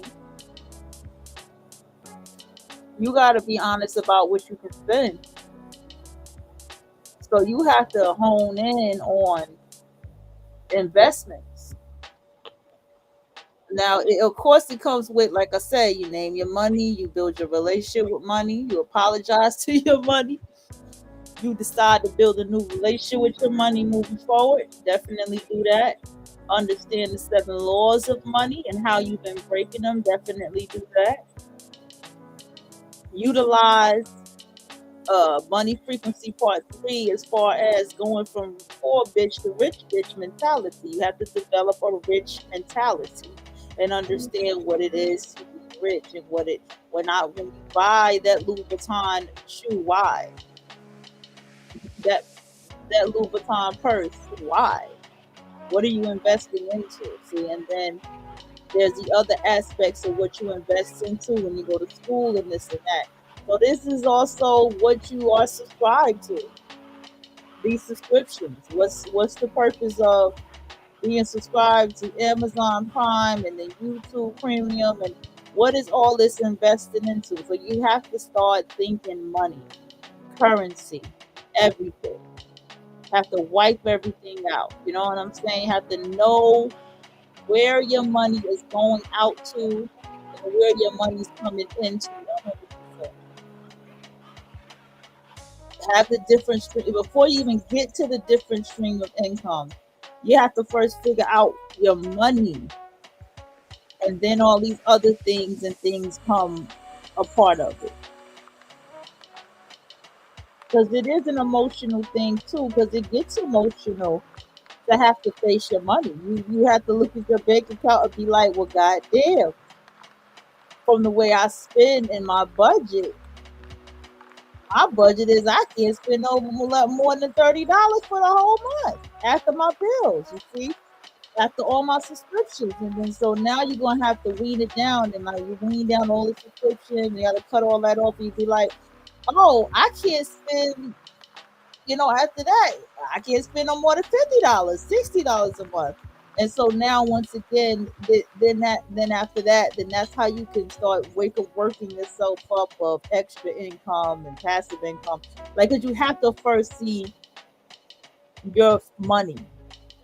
You have to be your basic, your own accountant. This shit is real. And then apply the 7 laws. Meanwhile, her friends who went on the trip had family money and trust funds that she did not know about. Everyone has different starting points. So if you got a budget like that, hell no, your ass can't go to Vegas. That's a big financial slope for you and stress. See what I'm saying? Hell no, you can't fucking go to you know what I mean? The shit. You can't do no vacation shit. And but see, the thing is, if you just start from there, you're going to start accumulating, building more. You're going to start doing something more smarter. That's all I'm trying to say. Different advantages and different priorities. Maybe your parents paid for your college, or maybe you are still paying student loans. Maybe you inherited money, or maybe you are supporting elderly parents. Maybe you live in an expensive city because of your career, or maybe you chose to stay in a low-cost area near family. Focus on your own financial goals and celebrate your own progress. If you invested $50 this month when you could not invest anything last month, that is growth. If you paid off $100 of debt, that is progress. If you said no to an expensive night out, that is wisdom. The only person you should compare yourself to is who you were yesterday.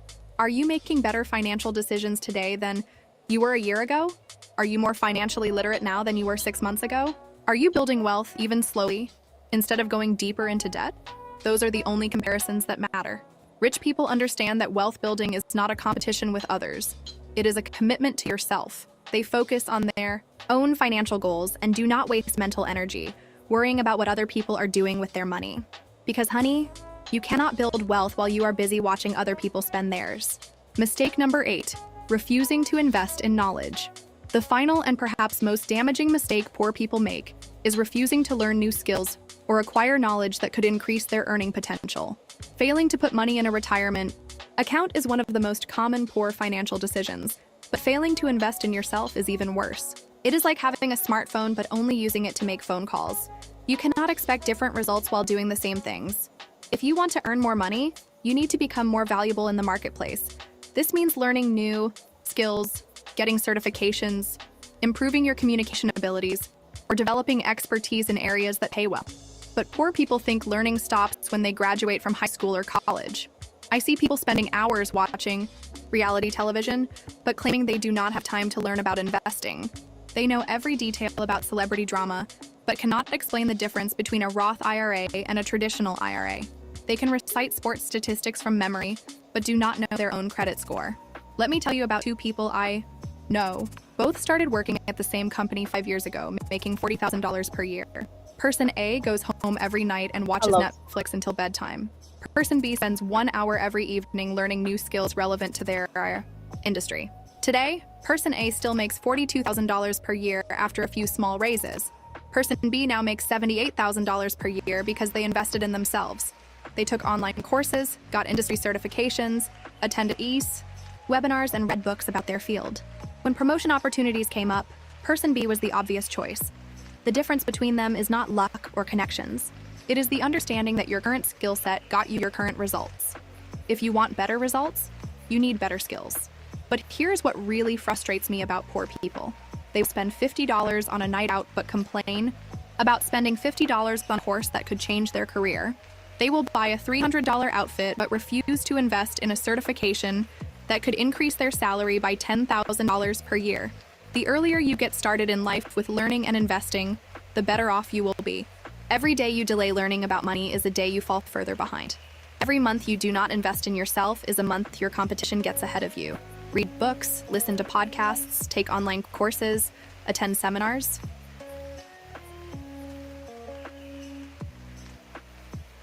been on this show. I'm resting now because I need to.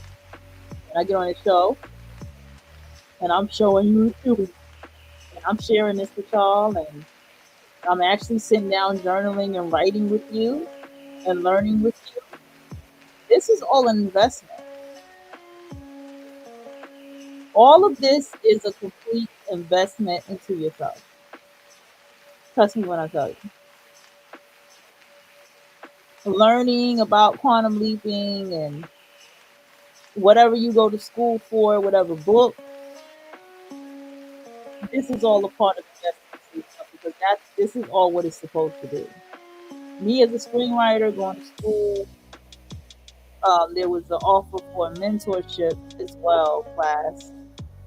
Then there was an offer. Then there's like, I looked at it and I was like, if there's opportunity like that, there's more opportunity that's going to come up from my way. Just having that opportunity is enough to have more opportunities. And so that's how my mind thinks about it. I don't see it as I missed it or no, I speak it like, no, that more opportunities going to come my way. And they are. And so you have to think about investment. Invest into how, if you like whatever it is that you need to do to elevate yourself to have and be in the wealth frequency. I mean, it's about how much you want it. And we understand that the Creator's Code said it ain't about all the work, it's about the mindset.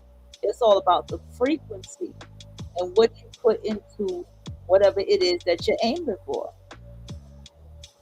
You hear her, she keeps saying she don't break a sweat when she go work out and all this stuff. I believe her. I mean, I get her point. I told y'all, even for me to lose weight, I'm 168 pounds, by the way. I think I was 170 because the weight of just being at work. But I'm 168 pounds. And I'm still monitoring and eating light, and I'm still monitoring my food, and I'm still taking my supplements. I'm still doing what I need to do to monitor the weight. We're going to continue. But the point is, these are incredible tips for everybody. Invest in yourself first, and the money will follow. Knowledge is the only asset that cannot be stolen, taxed, or lost in a market crash. Plus, once you learn something valuable, you own it forever. Rich people understand that their education never stops. They are constantly learning, growing, and adapting to changes in their industry. They know that what got them here will not necessarily get them there. Poor people think they know everything they need to know, which is exactly why they stay poor, and the money will follow. Knowledge is the only asset that cannot be stolen, taxed, or lost in a market crash. The Casino Connection. Why gambling keeps you poor. Before we wrap up, let me address something that devastates poor people more than anything else: gambling. About 75% of adults in the US have gambled at least once in the past year, and US gamblers lost $120 billion in 2021. That is billion with a B, darling. To put that in perspective, that is more money than most countries spend on their entire annual budget. But here is what really gets me fired up about gambling. It specifically targets poor people. State lottery retailers are disproportionately grouped in lower income communities. The average adult in the US spent roughly $320 on lottery tickets in 2019. For someone making minimum wage, that is almost 2 weeks of work spent on a mathematical impossibility. I only gamble if the prize is a millionaire husband or a private island.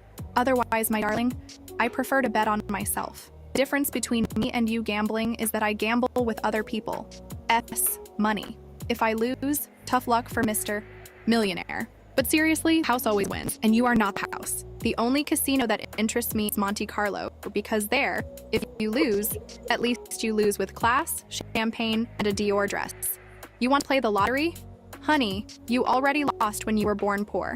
Now you have to play the entrepreneurship game. Let me tell you something about casinos that they do not want you to know. The slot machine odds are often some of the worst, ranging from a 1 in 5,000 to 1 in about 34 million chance of winning the top prize when using maximum coin play. You have a better chance of being struck by lightning twice than winning a major lottery jackpot. I do not gamble because I prefer certainty. And certainty, my dear, is inheritance, signed contracts, and joint accounts with the CEO. Gambling is like trusting an ugly guy. You know it will end badly, but you persist anyway. Then you cry and still end up without a new purse. Here is what happens to problem gamblers. They stop paying on credit cards, mortgages, auto loans, and student loans, trying to compensate for losses. About 5 million adults meet the criteria as problem gamblers, and unfortunately, their losses make up a quarter of the profits for casinos. They are literally funding the casino industry with their desperation. Casinos are entertainment for people who have not learned that the biggest stroke of luck is a stable relationship with someone on the Forbes list. I do not gamble, sweetheart. I invest. And the best investment is always a good relationship with someone who is already rich. But if you absolutely must gamble, here are my rules. Only gamble money you can afford to lose completely. Set a strict time limit, never chase losses, and never borrow money to gamble. Better yet, take that gambling money and put it in an index fund. At least there, your money has a chance to grow instead of disappearing into the casino owner's yacht fund. Your wealth building action plan. Now that we have identified these 8 wealth destroying mistakes, what are you going to do about it? All right, we're going to go ahead and move this on to money frequency part 4. We're going to title it Broke Habits. All right. We're going to go ahead and end this. Give me 2 minutes. It's going to be